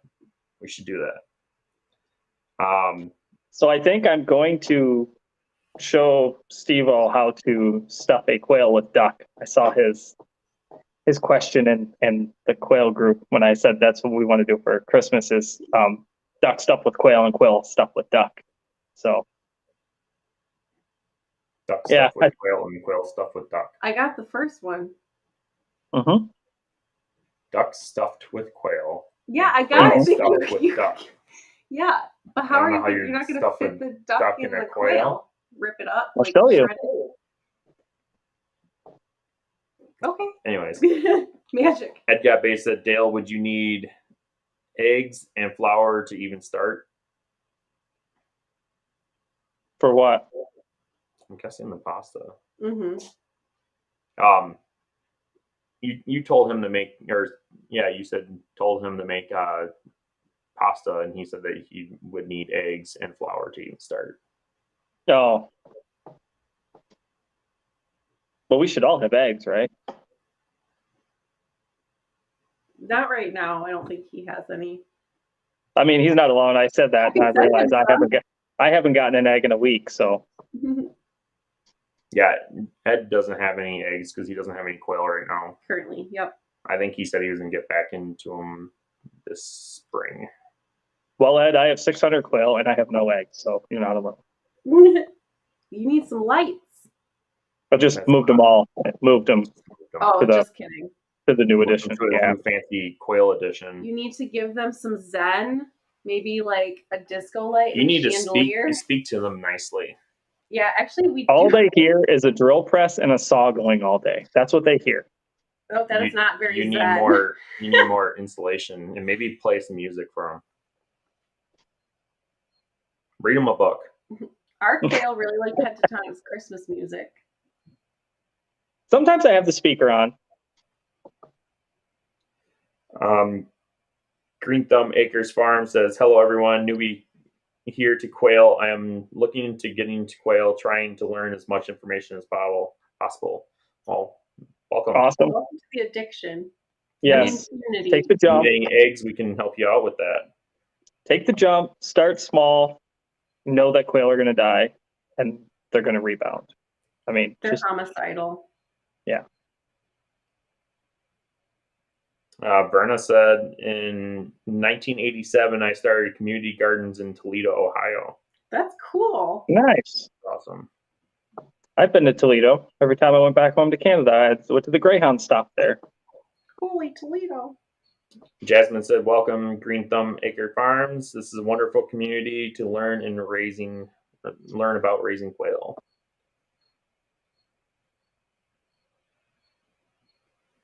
And we all pretty well have the same information, so it's really nice. I'm confused. I don't know. I'm confused, I guess. For the community, you can go to some communities and you get contradicting information everywhere, but we're all pretty well on the same lines. Mm-hmm. Yep. Did you get it now, Brandon? Did I Yep, get it? I got you. He's picking up. Jesse Mills says, I could always use a free cage for Loretta's babies, just saying. So I want to do that right now. All right. So I'm going to ask a question. The first person to answer it, I can't see the comments, so you guys are just going to have to tell me. The first person to answer it, I don't know if I can text you or not, but whoever is the first person to answer, what room in my house do we spend the most amount of time in?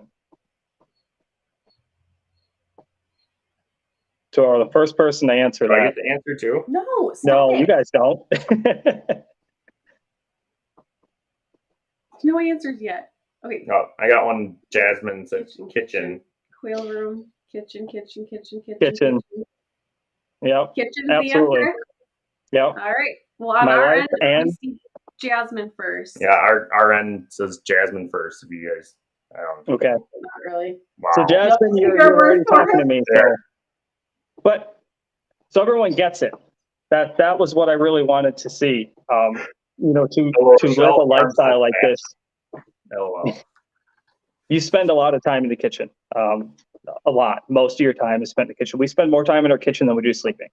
Our kitchen is cleaned a lot. My wife does a fantastic job cleaning this kitchen. I'm sitting in half a pile of flour now that I'll make sure I clean when I'm done, but it's a lot. So we do spend a lot of time in the kitchen. So for anyone who's really diving in or getting deeper into this lifestyle, make your kitchen something you enjoy being in. If you don't like the way something is in your kitchen and it's a room you're going to spend a lot of time in, change it. Make it convenient for you. That was definitely one thing. When we bought our house, I always looked for the kitchen that it was going to be comfortable in cooking and had enough counter space to do stuff on. That's it. I mean, we spend everything, all of our food process, everything gets done in the kitchen and then goes to the drying room or downstairs in the freezers or something. It all comes into this kitchen. So it's definitely a room you need to be comfortable in. Green Thumb Maker said, hello, everyone. Thank you for the welcomes. I am feeling I am in the right place. We definitely are. you definitely are. Just ask any question to any one of us. We'll all help direct you to the right, to a path that you're comfortable with. You know, another good thing about quail is there isn't a right or wrong way. You know, it's many different ways to do it. We just got a text from Jasmine, said she wants to pass on the thing, just to give to the next person in line. That was Chad Berryhill. All right, Chad. So congrats, Chad. Thank you. Congrats, Jasmine. That's Chad. very sweet of you. I will try to get that out to you before Christmas. I will try my hardest. You're in the queue now. Battleborn says, has anyone used hemp for deep bedding? I've seen people post about it though. That's how you can get some Zen quail. What? Dr. Connie says, I'm from Southwest Wisconsin, currently in Florida. Well, cool. Welcome. Thanks for tuning in. I mean, at least you went to a good state, but you're missing all the good weather. Right. Ed Got Bait said, Dale sold the sheriff a duck and the deputy too. Only one, but that'd be an awesome song. Just saying. I'm kind of tempted to bring it up when I go and fight to take care of this situation. I'm tempted to bring that up, but I don't want to burn bridges that I will definitely need later in life. Yeah. Psycho War 360 said, my grandfather told me turkeys were so dumb they drowned in a rainstorm. He wasn't wrong. So everything we had researched had said ducks won't roost or won't coop at night. You need to do it, but turkeys will. I beg to differ. 6 turkeys, couldn't tell you how many ducks. The ducks have all gone in their coop at night. Turkeys have never gone in their coop at night. They will sit out there and scream at me until I put them in their coop, but when I go into their run to put them in the coop, they attack me. So they fight me on it. Turkeys are dumb. Unless you're hunting them. Now, if you're hunting a turkey, it's the smartest animal in the world. Yeah. Richard Brown says, I train my ducks to come to a call and go in their 20 by 30 lot for food. That's cool. Good. Ducks are smart. Their personalities are fantastic. I mean, I really, it is the hardest animal for me to personally process on just in general. Even though I don't handle the ducklings much, they're in their own area.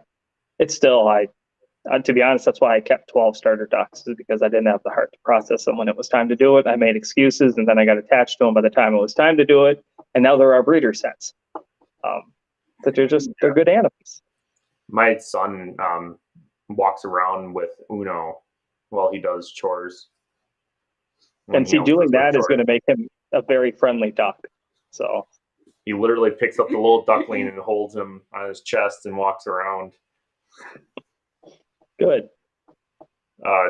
Jesse Mills says, I've always used the big rubber pans for ducks in the winter. I add water 2 to 3 times a day, depending on how cold it was, then just break the ice out of it in the mornings.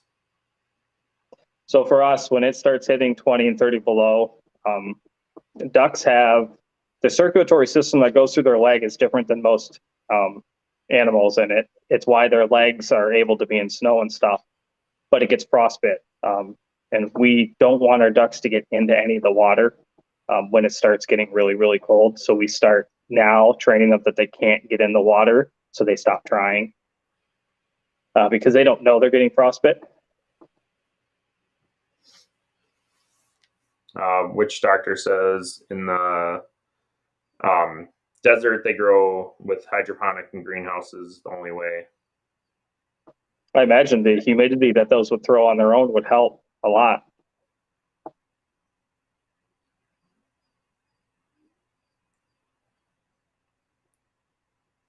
What? Do you guys have a greenhouse? No, we do not. I'm working on probably building something.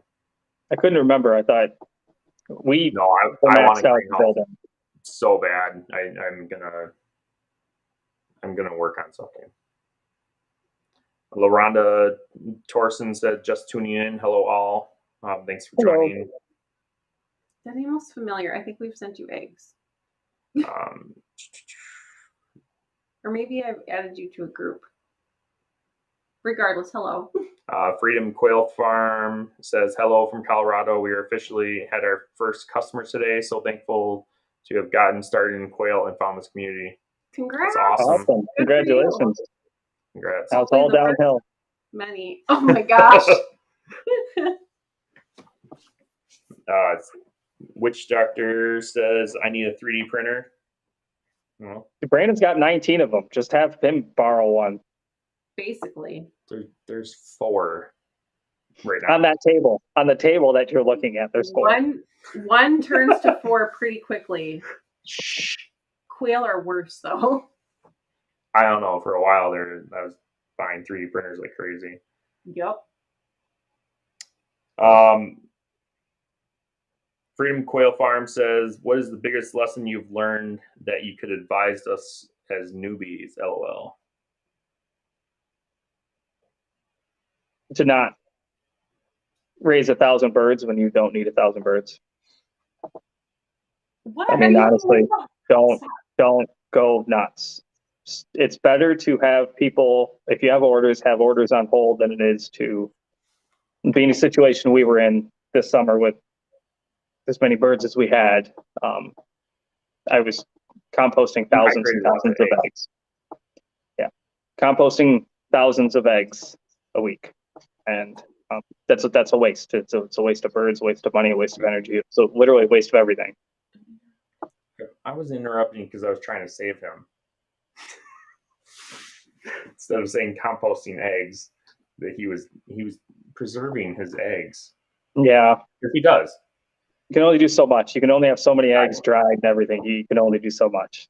So that was my hardest and biggest lesson, was to not do that again. I was lucky enough to catch a miracle in a sense, and I'm back down to where I should be for birds. And now that I've learned, I will not do it again. So just do not go nuts like I did.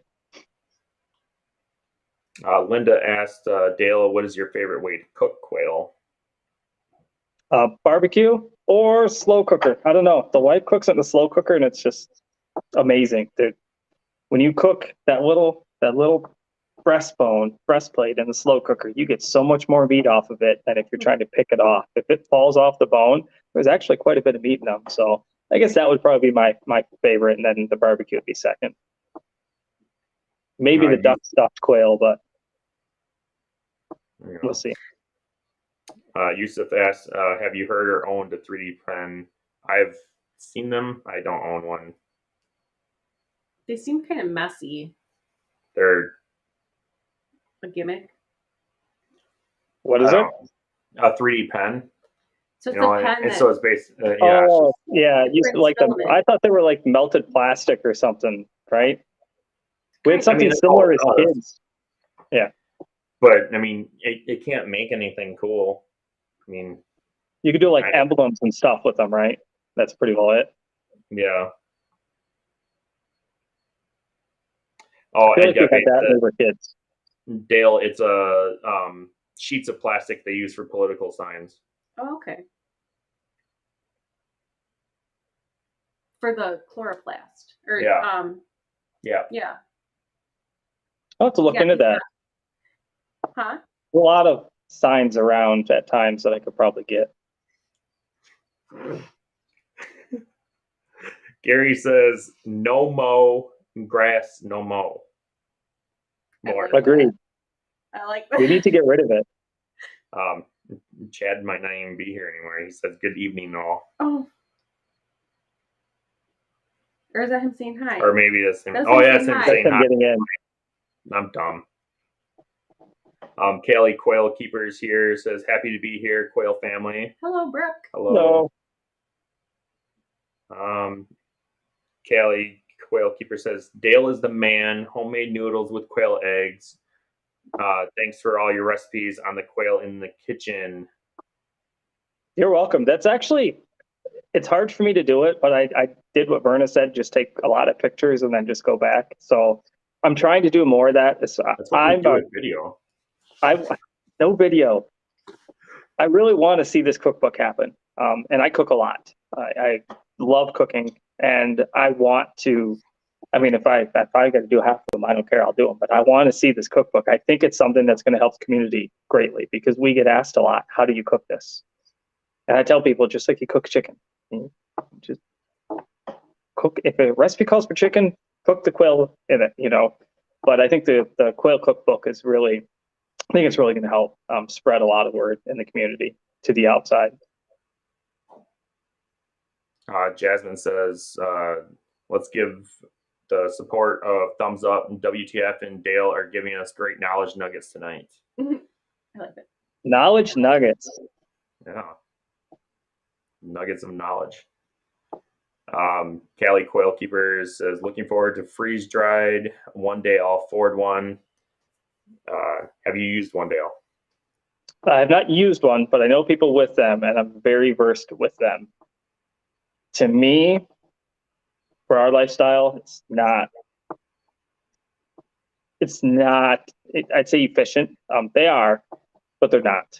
The number one problem is there's one company in the United States you can get freeze dryers from, which is one company you can get parts for, one company you can get service from, which means the price is going to be whatever they want to charge. And I've seen the price. You need to start a new company.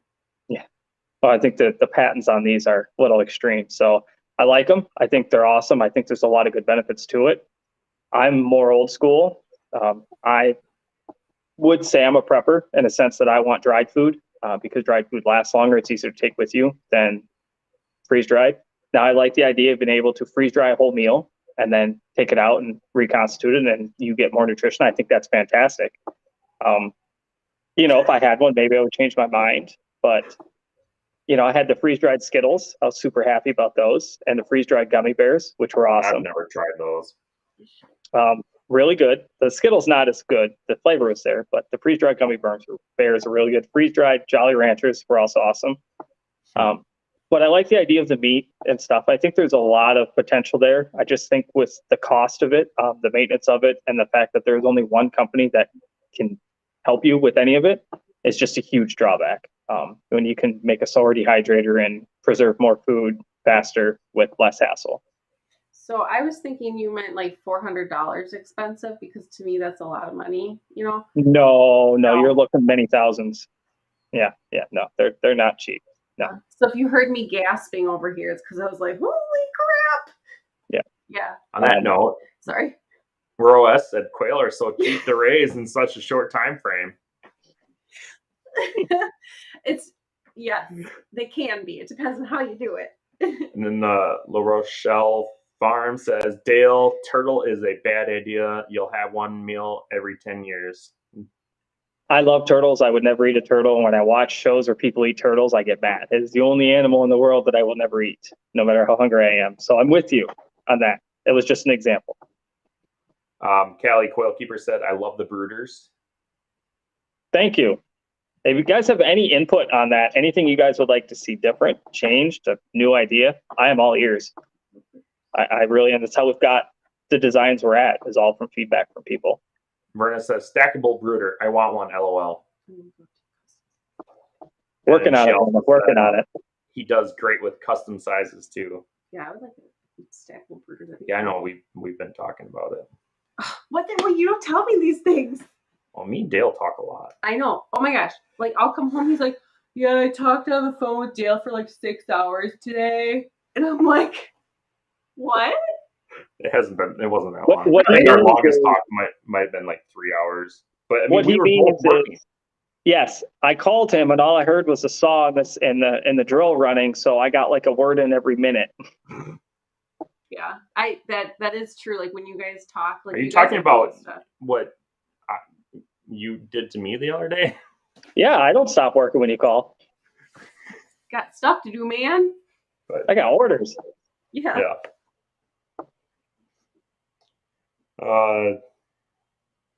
Jerry says, just wanted to let you know that I truly enjoyed tonight. Wonderful. Thank you. Thank you. Good. Thank you.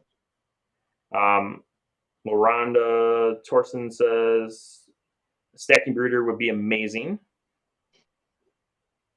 I like hearing that. So my efforts aren't wasted yet.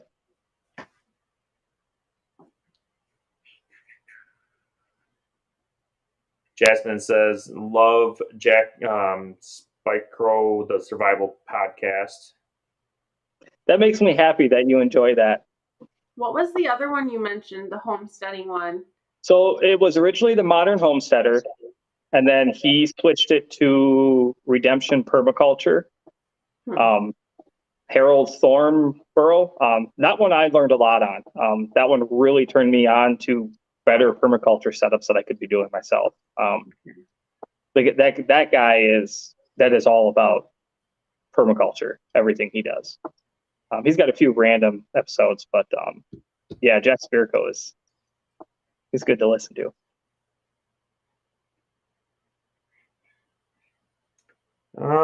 Kelly Quail Keeper says, Dale, have you grown your own fodder from seed? Elaborate. Yes, but not to the extent that I think most people want to see. The investment and space and time required to maintain even a small flock of 300 is a lot at the time. Even, I guess if you can get over the initial hump and get it going, it wouldn't be so bad, kind of feed into your daily routine. But we did it on a small scale with 6 birds. We had 6 birds that we fed just naturally, completely. And it took a lot for 6. So I couldn't see myself doing it on a larger scale. Is it possible? Absolutely. But I would be cutting a lot of things off my plate that I can't cut off to try something. Is it something I want to get better at and I want to maybe find a more efficient way to do it to feed cost more? Absolutely. I think it's totally doable. I mean, I think there's some fantastic fodder systems out there, and I think it's a great way to do it. The other problem with fodder is you're not seeding it. It's not seeding itself. So it's not sustainable. You have to purchase. That doesn't mean you can't grow in your yard and do that, which I think, again, it's the thought and the idea is there. I just don't know if it's a sustainable and efficient setup for any large amount. It's definitely something that maybe you can barter with or for, from that standpoint. Yeah, $10 I mean, for I think you'd be better off doing microgreens if you wanted to do bartering. I think microgreens would get you farther than fodder would. It's not the same thing. No.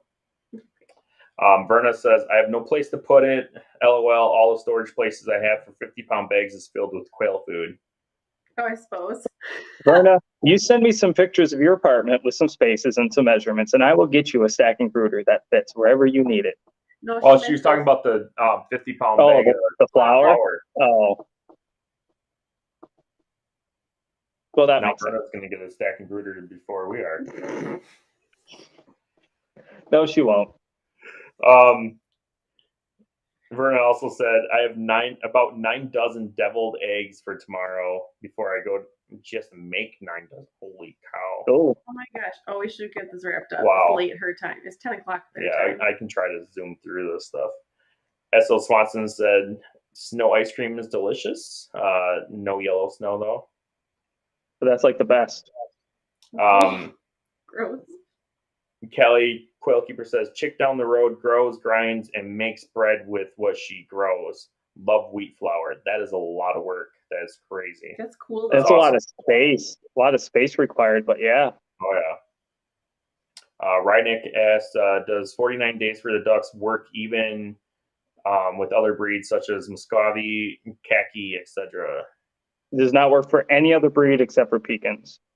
All other breeds, you need to wait until they're 16 or 18 for Muscovies, I think it is. That's the next closest. And then the rest, it's based on weight. So pecans can hit 6.5 pounds by 49 days. And they max out at 8 to 9 pounds. So I wanted cayugas. Or cayugas. So cayugas is a slow growing bird. So you're looking at a long period of time. Why is it always the pretty ones that suck? Because it takes time to be pretty. What's wrong with pecans? They're not iridescent. They're very cute, but they're not iridescent, and they don't lay black eggs or gray eggs. Maybe I can get a quad. And hatchery quality cayugas aren't either. So you have to find breeder quality cayuga, which aren't cheap. Callie Quail Keeper says egg scissors make a large quail egg recipe batches swift to make a must, and surprisingly, people aren't aware of this tool.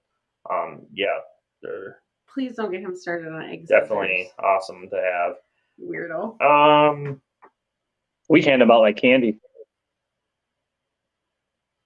S.L. Swanson says duck power about 131.2 ducks to one horse. So simply multiply your horsepower and figure by that.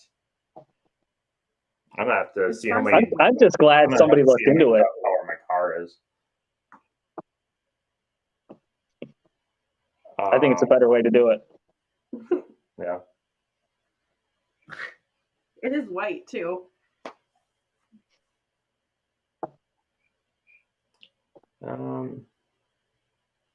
Verna says when making bread, you have to use your hands. Roy said put vinegar in with fresh eggs when boiling; they'll peel better.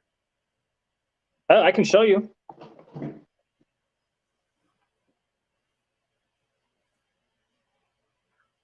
See how clean those are? I didn't peel a single one. Cool. In vinegar.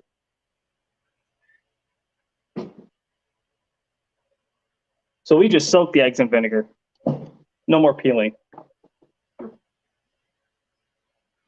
S.L. Swanson says, I get 24 eggs a day. I feel so special. I only have 30 quail. More than me. More eggs than we're getting. Kelly Quail Keeper says, Dale just moved to, put lights on 6 days ago, laying again, and roos are foamy. Good. A bunch of people said kitchen. Bathroom. The Cycle War 360 said, wait, I was busy smoking. Wagyu.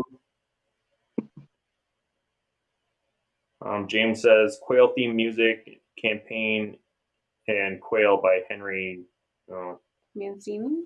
Yeah. Are those like podcasts? I don't know. S.L. Swanson said, family belongs in the kitchen. Family gather in the kitchen. Guests gather in the kitchen. You clean and process food in there and making your own. You got to love your kitchen. That's true. We love our dining room, but we love our kitchen more. We had before we bought this house, the place we were renting had a very, very small kitchen, and we never cooked in there, hardly ever. And now we cook definitely a lot more here. I mean, Brandon does a lot. Well, I always wanted to cook more at the other house, but the kitchen was just horrible. Yeah. You could barely fit one person in there.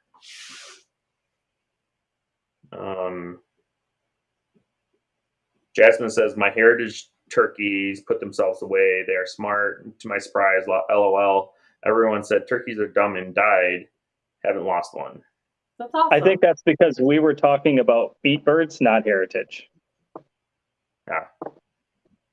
Heritage are way prettier too. James says, when I was small, an evil Drake made me his special evil project. Dad held him down come fall and gave me the hatchet. Great memories. Your dad sounds awesome. As long as you ate them, I mean. Verna asked if you had a freeze dryer. I think we answered that.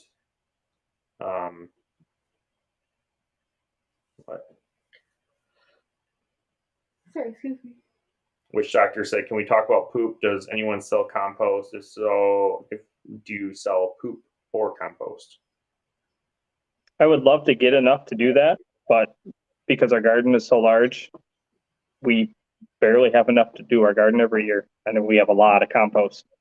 I stuck a ton of compost in our field this year just because it is all sand. We grew all that corn in sand, and I just wanted to add some nutrients that were natural. Mm-hmm. Back in I think there's someone fairly local to me that does rabbit and then goat. I think goat, because I think goat poop can go directly in the soil too. It doesn't have to be broken down. Mm-hmm. Ed Got Bait says he uses a pool to grow black soldier fly larvae. LOL, they do the composting for him.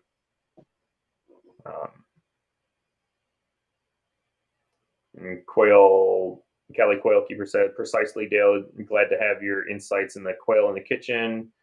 You have much to offer with the cooking quail thing.